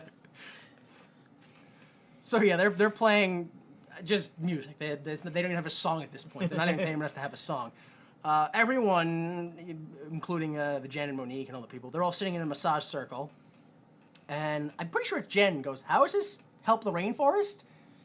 And the guy's like, "Hey, it's Raises awareness. Yeah, whatever. Take off your shirt, Monique." And he legit just tries to undo her shirt in the middle. The massage circle. Yeah, well, I should point out that the massage circle's in like the middle of a camp, like it's outside on Yeah, the grass, and It's at the quad. yeah, that's what that word is. And then some guy just like stands up and is like, "What, Bud and Doyle are having a party? Let's go!" They all fucking leave. They're like, "All right, let's go." Why was he Bobcat Goldthwait? I don't know. He was drunk. I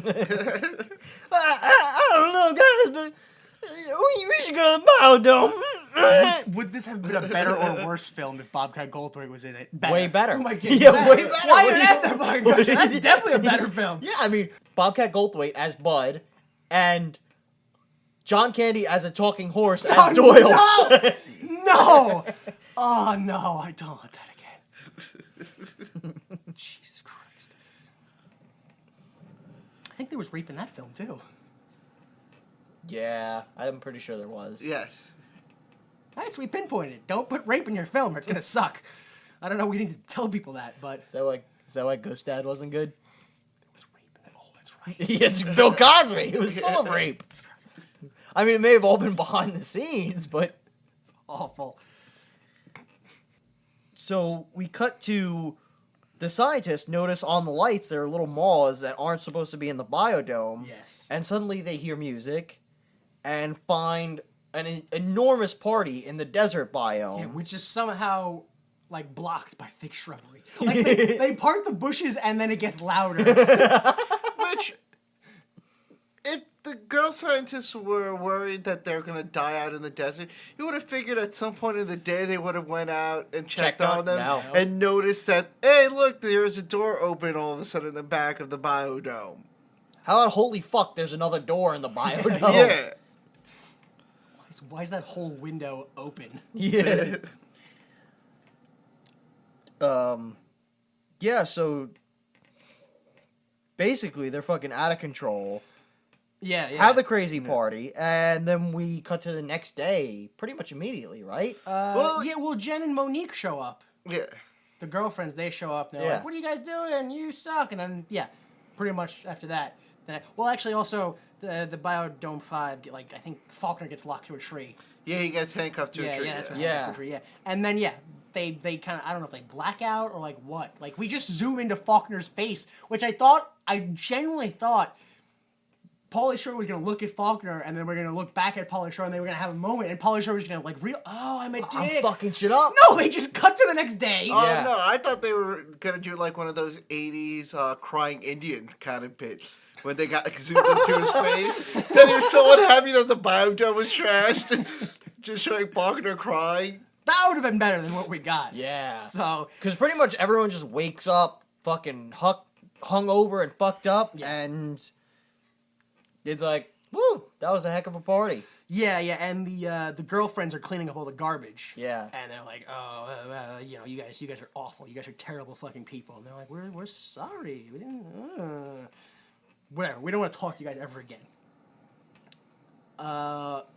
Leaky comes in with his like assistants, and he's like, "This is it. It's over. Go home." Lies. This is the part where there's still an hour and a half left in the film. Yeah. When he says it's over, go home. This is, I'm telling you, it's 2.5 hours long. I don't know how you guys only watched an hour and a half, but I watched 2.5 hours. According to everything else, it's an hour and a half. I think everyone forgot an hour. I don't know. So yeah, then everyone goes to leave, and they're like, all right, let's get our stuff and leave. And then Butter Doyle are like, no, we have to stay and fix the place up, and we can't just give up. Oh, now we're fucking responsible. Yeah, now that Now we don't rape. now that we can't get free pussy, shit's fucked up. Everybody's got to help us. And Doyle threatens to swallow the key for the back door so nobody can leave until the front door is open. Mm-hmm. And he's like, that's it. You guys have, 5 seconds to get out of here. 5, 4, 3. Russ is in there for some reason. He's like, I don't want to stay here. I gotta go. Which I genuinely laughed at. I don't know why Russ was there. See, I loved at that too, especially when he was like, all right, Bob, Daryl, take it easy. I don't know if you also noticed, but when he actually got out and they went back, they're like, all right, fine, he's gone. You could see in the back, he's just putting his hands up. Yeah. Yes, I'm free. I noticed that the second time I saw it. Like, at this point, I totally identify with him. I'm like, Yeah. yes, he made it out. Oh, hallelujah, impossible. So yeah, then he's like, fine, get out. Locks it again. 3, 2, 1, swallows it. Yep. Right? I didn't understand. He swallows it, and then Ron just goes, dick! Yeah. He gave you 5 seconds to leave! Whatever. Back to Monique's mom's house, and Russ, who he's on the couch again, switches the TV from the channel that the girls are watching over to the news. And he wants to see if the sniper shot the clown. I don't know. It's only funny to me because of how fucking horrifying it is. Yeah, it's... But the whole thing is, if you look here, you can see the clown gets shot, and it goes back and to the left. Yeah, Back we and to get the left. another Oh my God. 5-year-old JFK Jeez. reference. And not only that, was that also a John Wayne Gacy reference? Because the clown looked like him. So that's apparently, Like, Pauly Shore loves murder. Like, it's hilarious. Or whoever wrote this film. I shouldn't Yeah. really blame him. He's just acting in it. I fucking blame him. He did read it. He could have said no. So yeah, after the clown is fucking the horrifying dead clown, they go to, oh look, they're still in the Biodome. Leaky. Mr. Leaky's like, oh, you guys are breaking the law. You shouldn't be in there. And he's like, really? How many laws are we breaking? This is great. Oh. And then Mr. Leaky tries to get their girlfriends to come by and convince them that they have to get out. But they don't. They don't. Yeah, at all. this is where it's like, no, we're really doing this for the environment, and fucking the girls swoon over it. Mm-hmm. Like, wow, you guys really fucking change your minds quick. You're fucking falling for it again. Yeah. Again, yeah. And when did Doyle, out of nowhere, become somewhat of a science genius? When he was just like, oh yeah, we could totally put all these empty cans together and use it to light the plants so they'll grow quicker, and then that, hopefully it'll cause some effect to cause water. I genuinely more. think he's supposed to be a savant. I think it was more along the lines of like stoner genius, like he spends so much time drinking beer that now he learns something, like some fucking stoner who spends so much time smoking they can make a bong out of anything. And ironically they understand things like, I don't know, like air compression and like how to make things like watertight seals and stuff like that. And they're like, oh, like you can, surprise, I can make a submarine because I understand those things because they're relevant somehow. Yeah, it's just dumb. Like, no, you're not, just because you sit home all day, you're not dumb. Like, those things help you in the long run. So we're gonna make a sequel to this. Oh, we didn't even get there yet. I don't even give a fuck. We're making a sequel where Squirrely and Stumpy build a submarine and have to save the United States from a mad Russian submarine. It's a combination of Biodome and The Hunt for Red October. And, and Stumpy makes it. He makes the submarine himself because he understands airtight This is seals. probably a good time to point out that the writers were also the producers. Yeah, it's usually not a good sign. No. When someone's like, this is a fucking great idea, who's gonna pay for it? And nobody fucking raises their hand, like, alright, I guess we'll pay for it then. You know you got horse shit on your hands. Yeah. So, montage time. Of course, again, still, always. The police outside, they're with Mr. Leak, and they're like, don't worry, I've used this torture technique many times, this will get him out. Safety dance is blasted. Yeah. Yay. Inside the Biodome, everyone's dancing, they're sharing their hygiene tools, they're plowing fields, they're riding a cow, they're dancing some more. Suddenly the midget from the music video is Yeah, there. okay. Yeah, what? Yeah. So after that, like whatever it is, like a 5-minute montage, whatever it is, you see Mr. Leaky. Actually, technically, I think this is still part of the montage to me. Mr. Leaky is being showed positive publicity by his associates, one of whom is Phil Lamar. Yes, that I noticed. I picked Yeah, up on Phil that. Lamar. Hermes from Futurama. He's thousands of things. Yeah, back inside the dome, they're still celebrating the holidays. And they're growing weed, and the percentage levels keep getting higher and higher. Oh, everything's great. During all of this, Falconer is nowhere to be found. Nobody knows what happened to Falconer. No, yeah. Like, and it doesn't bother. Nobody's like, oh, where'd he go? I wonder what happened to him. Well, I think they presume he ran out the door. Yeah, I guess. So- Well, he must have left with the Well, party. even if they presume that, they don't even make some mention that they even think that till like almost a year, till the end of the year that they're in there. They're like, oh yeah, Faulkner's somewhere around here, possibly. Which, again, what does that say about Falconer? Again, why do you need a rocket scientist? You don't, because he wasn't apparently contributing anything meaningful. Yeah, he's not necessary. Besides being a dick, yeah. Good old Dickless.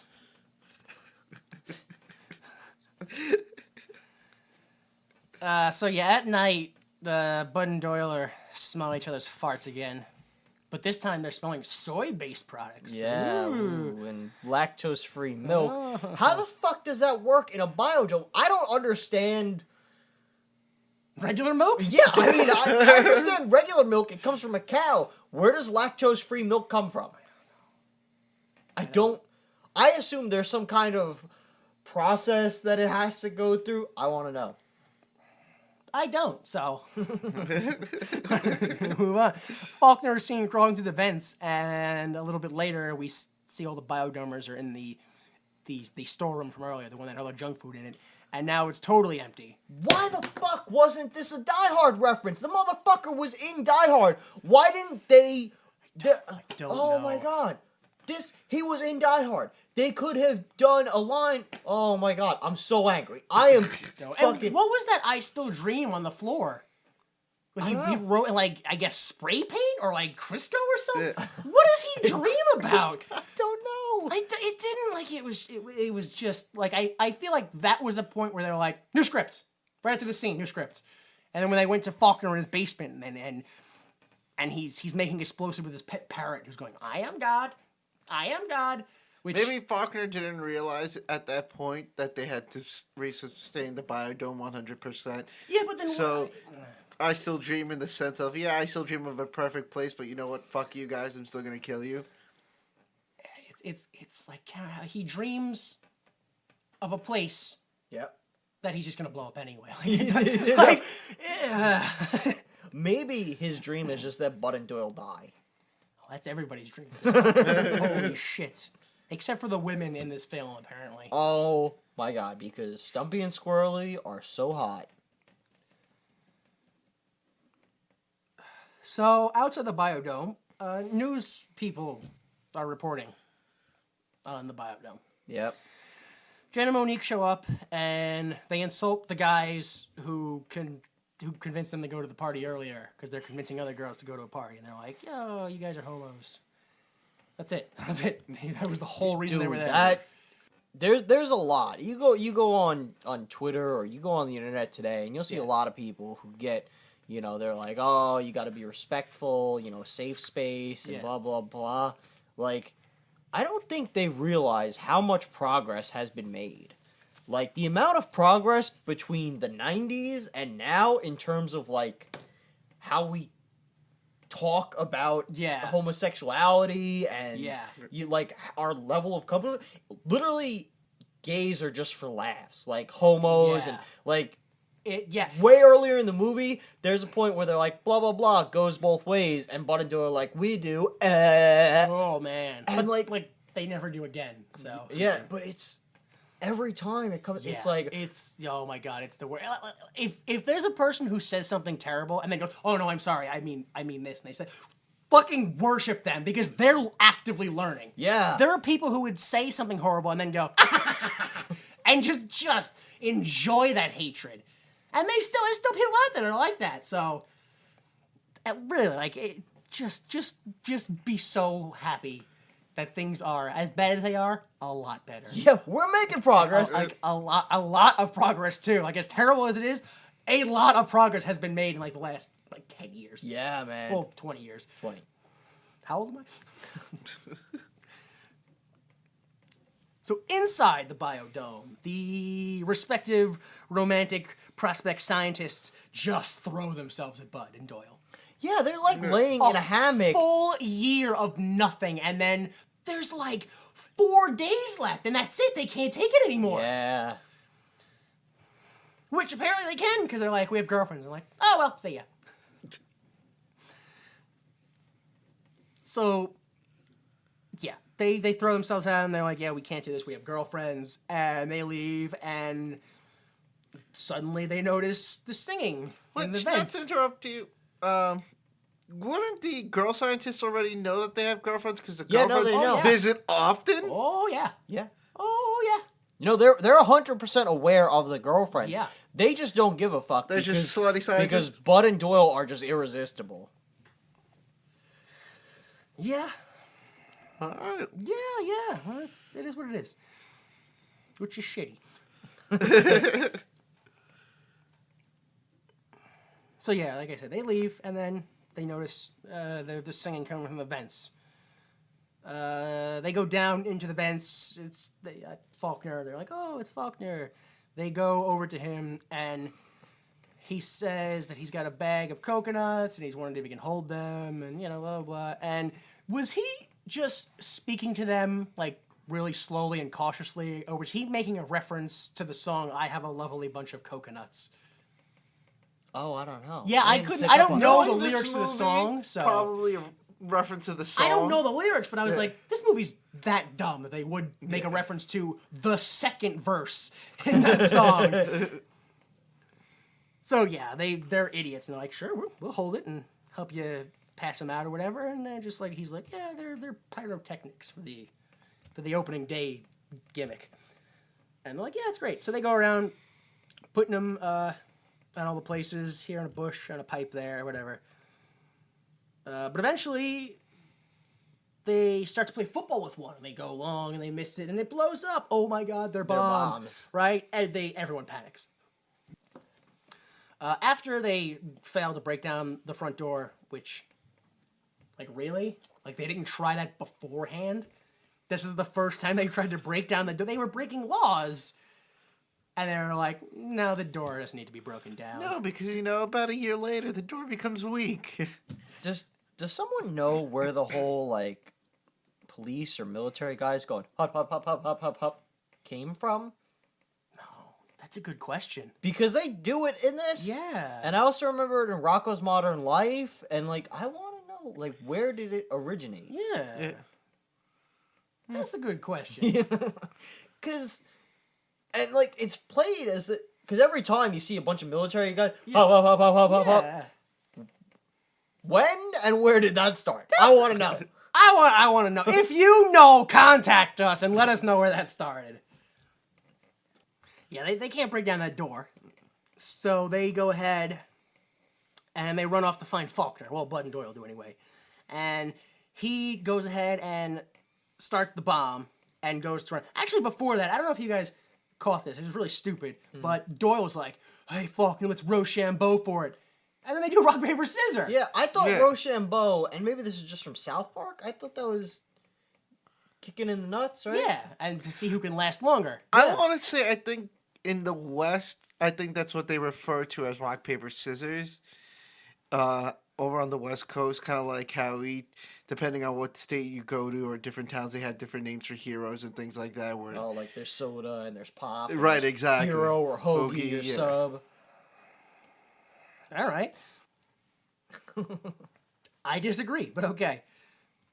Not with that being a fact, just with it in general. Yeah. Yeah, why would you call it Rochambeau? It's just rock, paper, scissors. Why would you call a sandwich a hoagie, a hero, or a sub? Because those people are fucking weird. All those Midwestern, oh, we're going to have a hoagie, eh? That's Canadian. Whatever. Fuck you. you call a sub a hoagie, you're fucking up. Yeah, you are. The accent was right. That was Midwestern, but you said it, and I went, that's Canadian. Yeah, no, I threw an A in there for some reason. No, but that's what like, people from Montana sound like that. Like, yeah. That's all it is. The Midwest is just like ice dripping from Canada.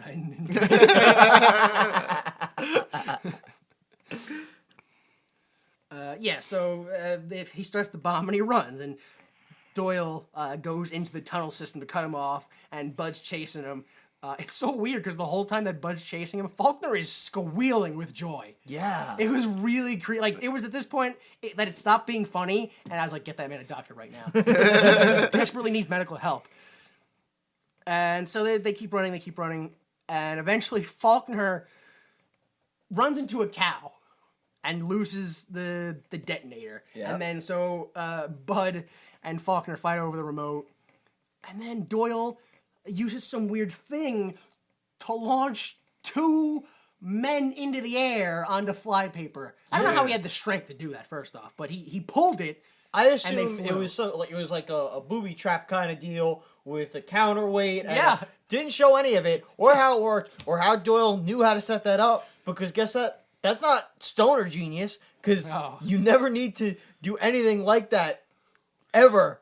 With anything marijuana related. No. Let alone he would have needed some good, like, maybe half an hour to put this thing up, if that. So you're going to say that... 47 seconds it took him. Exactly, that Falconer was just like, I'm going to run around, stay away from the desert for a little while so you can set up a fucking Tom and Jerry plan out there.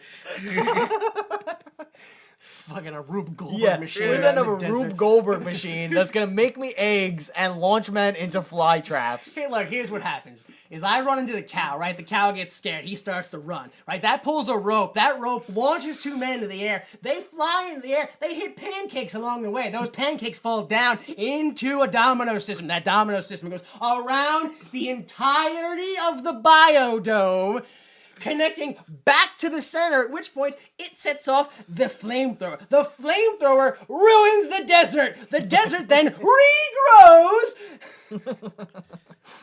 I don't have an end for this. I'm sorry. I'm sorry I started it. So, yeah, they get stuck to the fly paper that's up on the wall that they used earlier. Oh, it came back. Yeah. Full circle. They stick for like a second, and then it falls. Yep. And then they're just fighting over the remote again. Like, literally the same place they were if the trap never was sprung. Yeah. Doyle picks up a rock and shot puts it right into Falconer's face. Which I didn't understand. I was confused because Doyle, like, spins it. He's like, assume the position. And then Bud ducks down, and Doyle spins, and shot puts the rock. Boop. Hits Falconer, and he just collapses. I didn't... Like, I feel like it should have been a callback, like, assume the position. Like, I feel like that was supposed to be a reference to something that didn't happen. It slightly was, because in the beginning of the film, when Pauly Shore goes to hit him with a book, he goes, assume the position! Oh. But that barely makes any sense. Oh. It, like, just enough that it just depresses you. Yeah, I was gonna say, now I'm just like, I'm makes, just sad. Like, it doesn't make enough sense that you're like, oh, okay, I get it. It's just like, Oh. Where's the suicide booth? Yeah, so boom. Falconer's down. Bud grabs remote. Boop. Stops the bomb. Door opens. 100% homeostasis. Everything's great. Yeah. The rest of the scientists, they run to go meet Bud and Doyle, and they're like, oh my god, we did it, hooray, yeah. While they're celebrating, I don't know why. Like, I genuinely don't know why they put this in the film. I don't think there's anything wrong with it. I just don't know why it's in there. Which is, for some reason, the black scientist lady notices that Falconer's running by. Yeah. And he's like, oh, I gotta go stop him, and just runs after him without telling anybody. Like, I just didn't get, like, why all of a sudden, like, oh, now she's gotta be the hero real quick.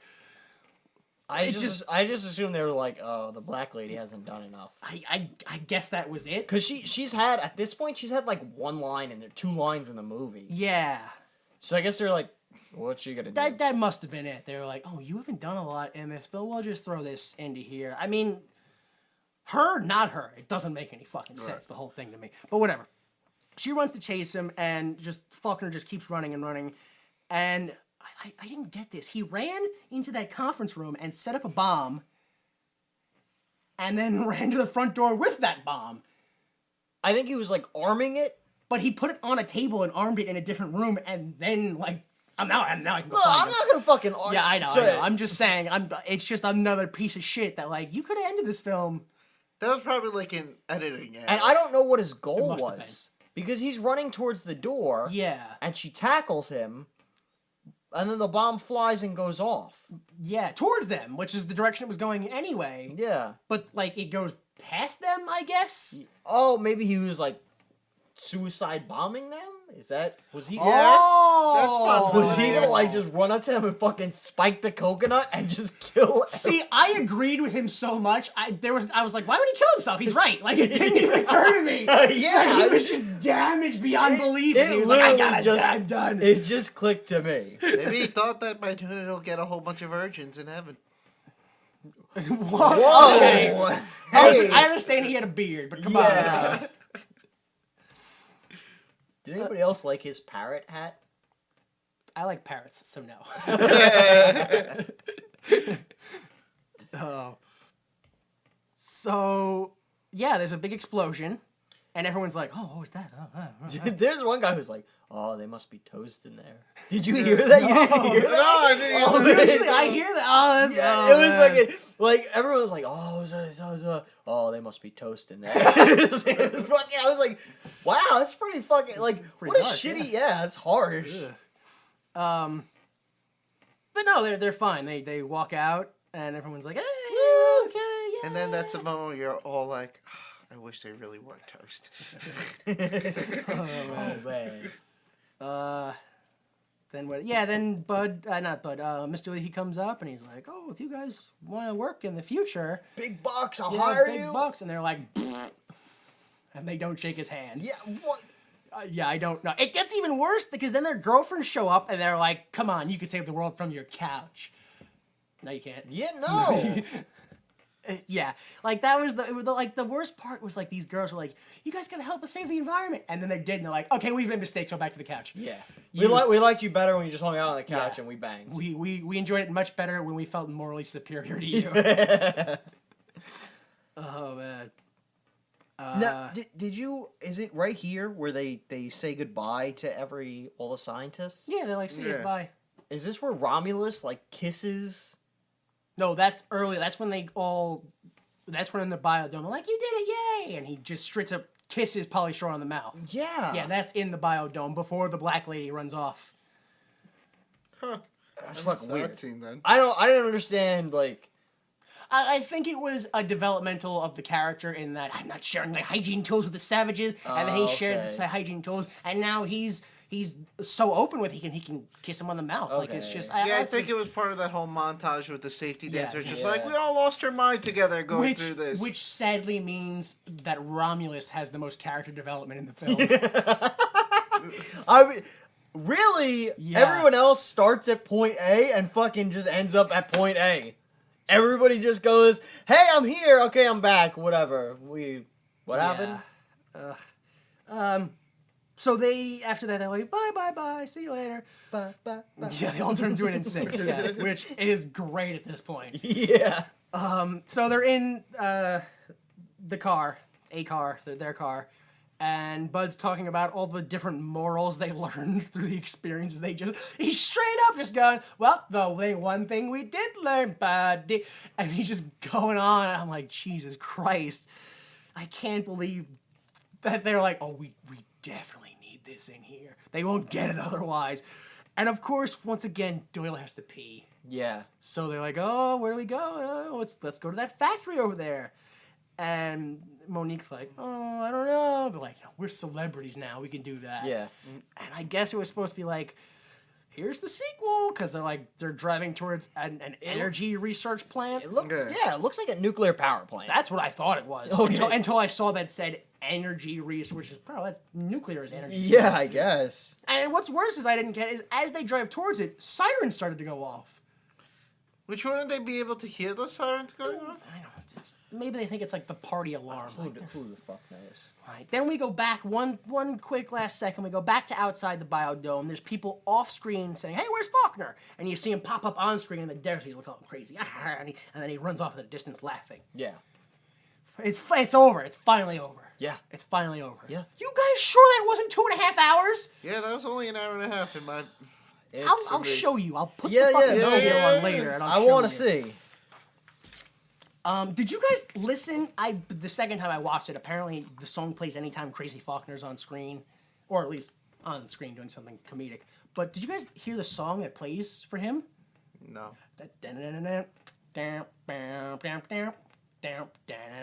You didn't notice that? No. The songs I noticed were It wasn't a fame. I'm just saying if you noticed it. no. The songs I noticed during the movie were the da da da Yeah, song and the boom shakalaka that shit. Yeah, that. Whatever the fuck that song is. Yeah, that's a real language, by the way. I It's not gibberish. didn't think it was gibberish. I just know what the fuck it I is. don't know what it is either. Yeah, it's probably fucking gibberish. Nah, what are you gonna double racist? No, it's just not a white guy speaking gibberish. That's all it is. No, but then again, that song, I listened to it and I was like, this is very clearly, you're gonna have to listen to it again once I tell you. It's very clearly a weird mashup between the Addams Family and the song from Clue. Ba-doom, ba-doom, bum, ba-doom, ba-doom, yay. Ba-doom. You know that song? Yeah. Yeah, it's some weird mashup between, like, it's not the real songs, Yeah. but it's like a knockoff of both songs put into one song. All right, I guess we're gonna have to fucking. Yeah, check that out. Yeah. I'm telling you, man. All right. Yeah. So what'd you think of this bag of shit? It's just awful. It is just fucking horseshit. Yeah. I read online that it was originally rumored that this started as a Bill and Ted sequel. Yeah. Right. Fuck you. Yeah. Right. Fuck, don't you ever speak bad about Bill and Ted like that. Yeah. But it just made me hate MTV. It made me hate Pauly Shore. It made me fucking despise Pauly Shore. And I don't know about you guys, but whenever we do one of these episodes, I kind of like exploring the territory around the movie. So like, oh, okay, well, Pauly Shore, he was a VJ, so I watched a little him as a VJ and MTV. Oh, the motherfucker had his own music video. Did you know this? For what song? His own song, Lisa Lisa, the one I adore. He has his own song. There's a music video. Yeah. All right. Spoiler alert. That's what's taking us out today. It was gonna be the Biodome safety dance, whatever. But fuck it, it's that song now. It makes me really like. If I ever hear anybody be like, man, MTV used to play music and it used to be, I want to punch them right in the fucking nose, and I would be like, listen, MTV gave us Pauly Shore. What is like? Did you know Marlon Wayans was a VJ? Seriously? Yeah. One of the clips I watch, it's them at spring break, and it's like Marlon Wayans and Pauly Shore like running through a hotel trying to get a view of Spinal Tap playing, and then they get there, and on the way there, Marlon Wayans is like, I got a movie coming out, it's called Mo Money, and it stars me and my brother, and it's real funny, and they get to the top, and they're like, alright guys, we're out of here, and Pauly Shore's like, everybody, wear condoms. All right. If I didn't live through the 90s, I would 100% think you just made that up. Yeah. But those are all real people and real No, things. Bill Bellamy, VJ. I knew. There's a list a mile long, and I'm like, what the fuck? This is everybody. Everybody was just a VJ. What the fuck happened to, like... Jesus Christ. Like, we all thought Carson Daly was bad. Nope. Nope. Oh, no. On God, comparatively. The 90s was ridiculous in MTV with VJs, if I remember correctly. Oh, dude, it's... Yeah, like, they literally had, like, a VJ for every show they had. There was no need for it. I'm still trying to figure out who, like, Downtown Foxy Brown is, but apparently... Downtown Julie Brown? That's her. Who's Foxy Brown? That's from... Drawn Together. Yeah. That's a fictional character. Yeah. So, I mean, yeah, no, I mean, I kind of felt the same way. Like, it was awful. None of the characters were enjoyable at all. Every one of them, I Faulconer, hate I them. sympathized with. The one you weren't supposed to. But I did. Oh, my God. You know what? Real Genius.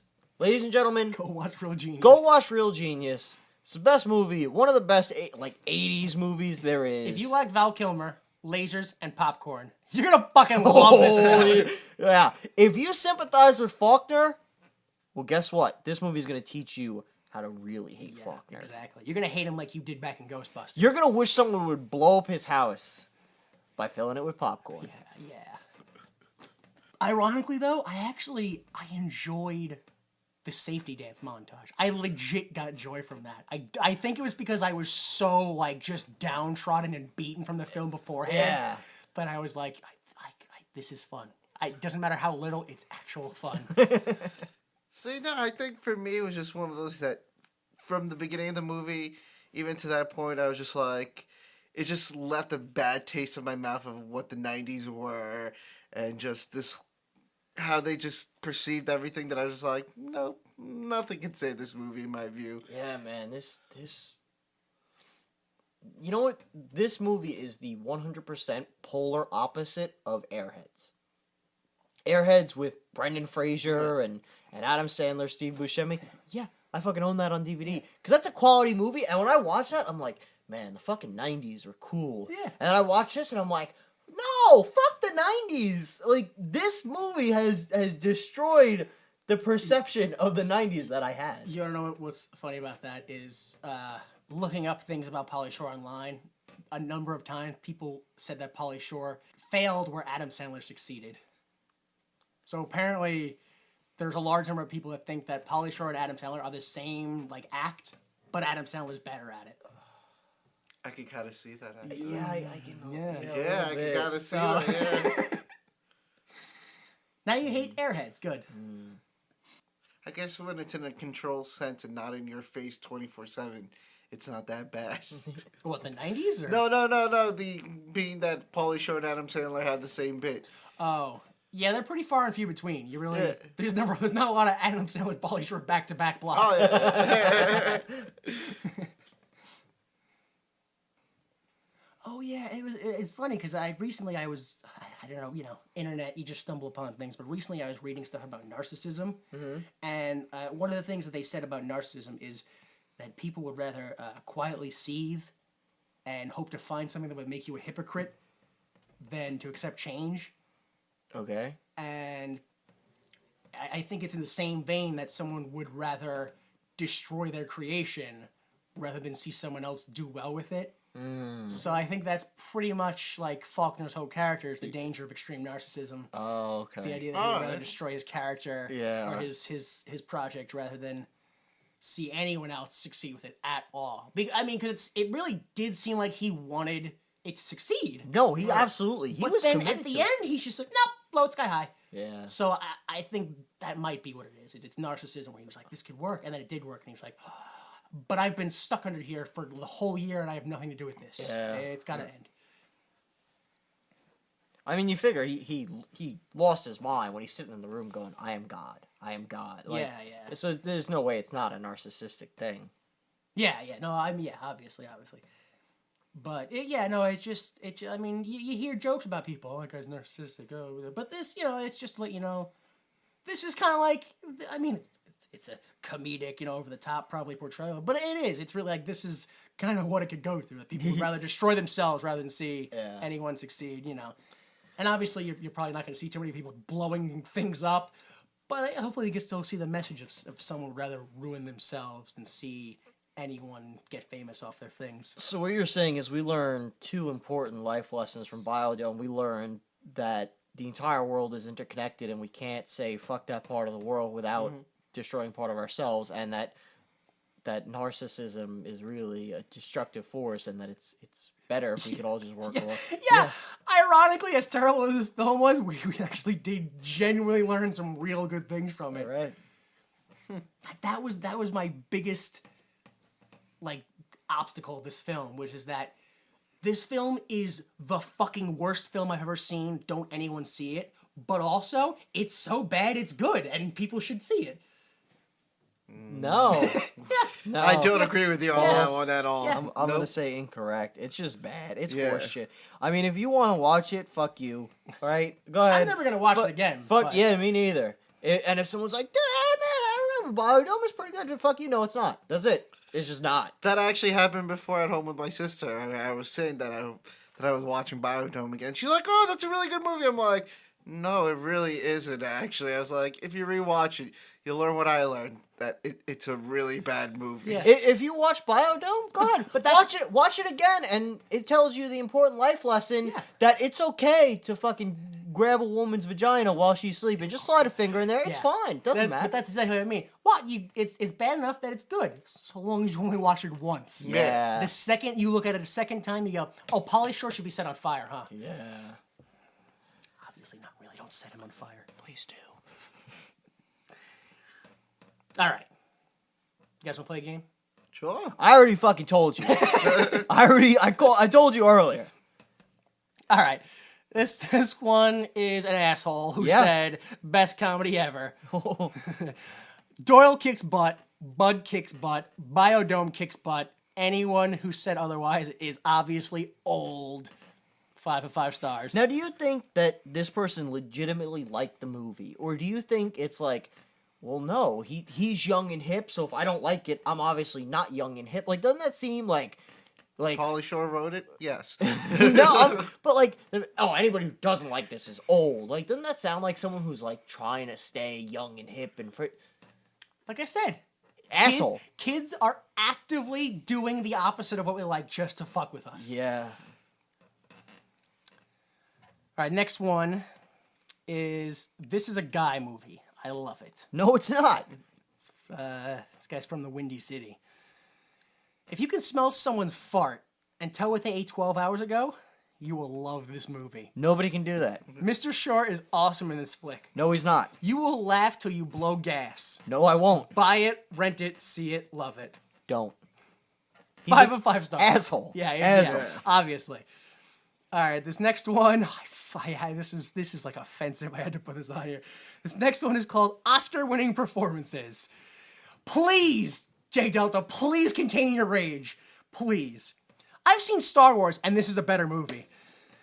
I've seen Titanic, and it didn't beat out Biodome. Biodome is the next Dr. Zhivago. What the cinema motherfucker? cinema masterpieces. 5 of 5. That's a parody. That's not a real thing. That's satire. There's no way that isn't satire. There's like honestly, nobody. I have too much faith in humanity that anybody isn't like that's satire. That's either satire or a troll. It's one or the So other. just to continue the theme, you think someone purposely wrote down the opposite of what we like in this comment just to fuck with us? Yeah. Oh, good. I'm glad that that's everyone in the world. This next one is called The Funniest Movie I Have Ever Seen. I'm gonna send an email to this guy. Yeah, he's from Hotmail, so you can do it if you feel like it. My friend and I originally saw this movie 2 years ago. Since then, we have had to buy 2 more tapes because we outplayed the Frist. It says Frist, not first. This movie was a biography of us. It fits us to a T. And can I tell you how funny it is? Shore and Baldwin make the perfect team. Every line is funny. You can't watch it and not laugh. I did. Especially when Baldwin talks about the Great Chipmunk Fire of '79, a must-see movie. If you haven't seen it, what's the matter with you? Buy it now! 5 out of 5 stars. Moron. Yeah, Yeah, this Fucking moron. oh my god. So, but then that's the question: is he real or is he an asshole?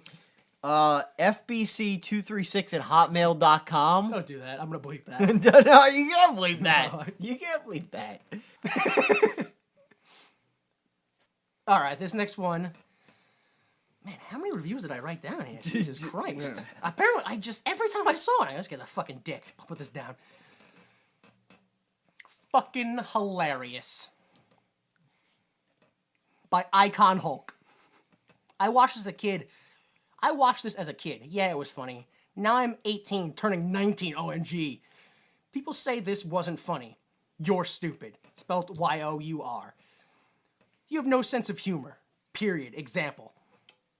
And what's a little... yeah, there are no periods in this thing, so it's impossible to read. What?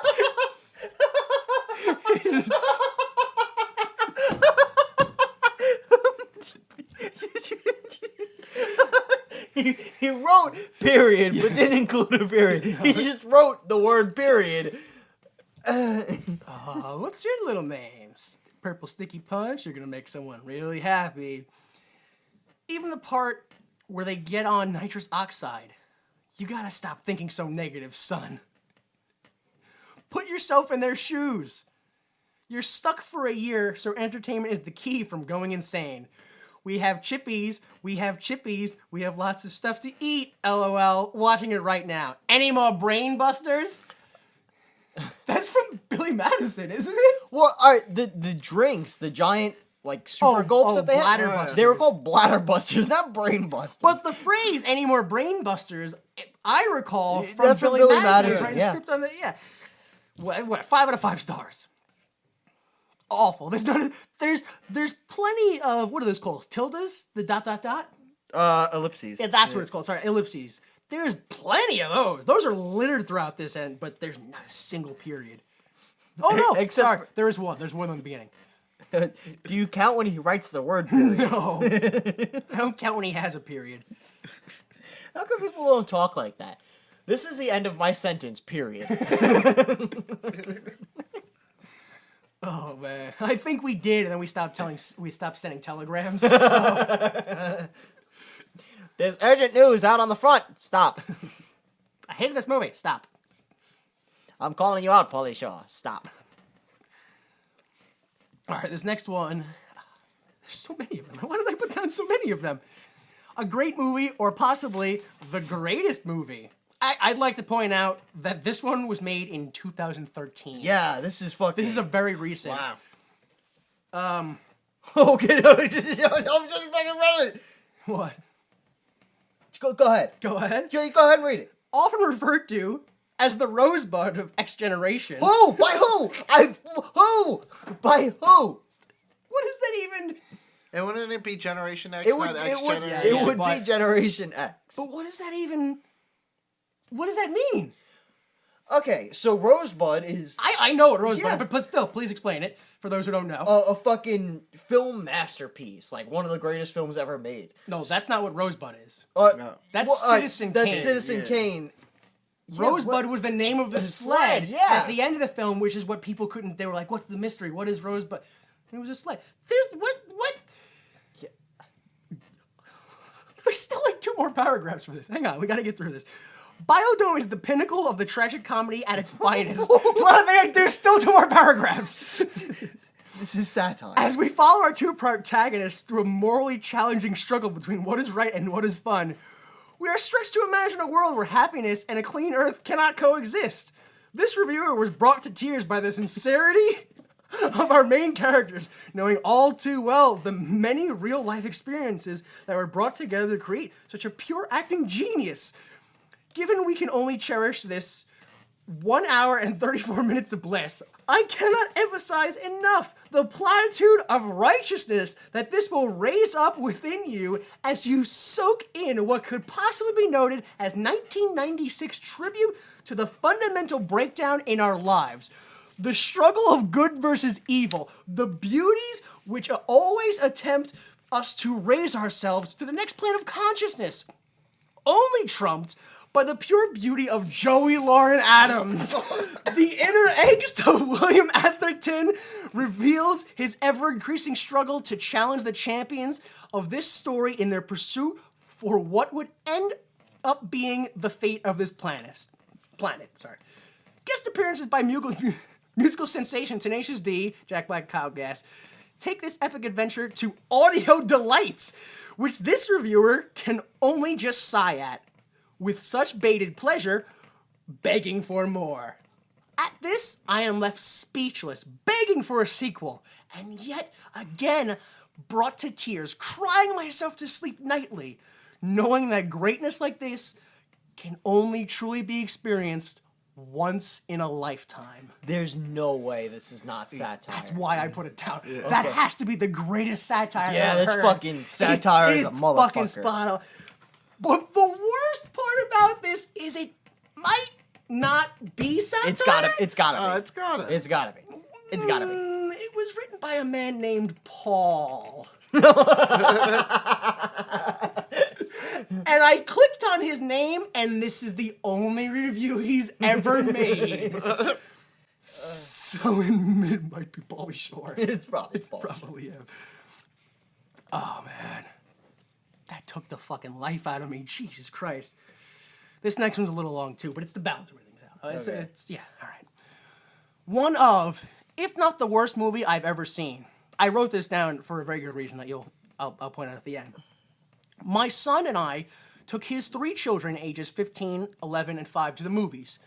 The 2 older children picked Biodome. Thank God my 5-year-old grandson was with us. He got bored, and I used him as an excuse to leave the movie and amuse him in the lobby. 5 or 10 minutes went by, and I was approached by the theater manager. "You must be watching Biodome," he said. I responded with, "Yes, I'm afraid so." He said, "I've been the manager since they opened this theater up, and I believe this movie holds the record for walkouts. It was bad."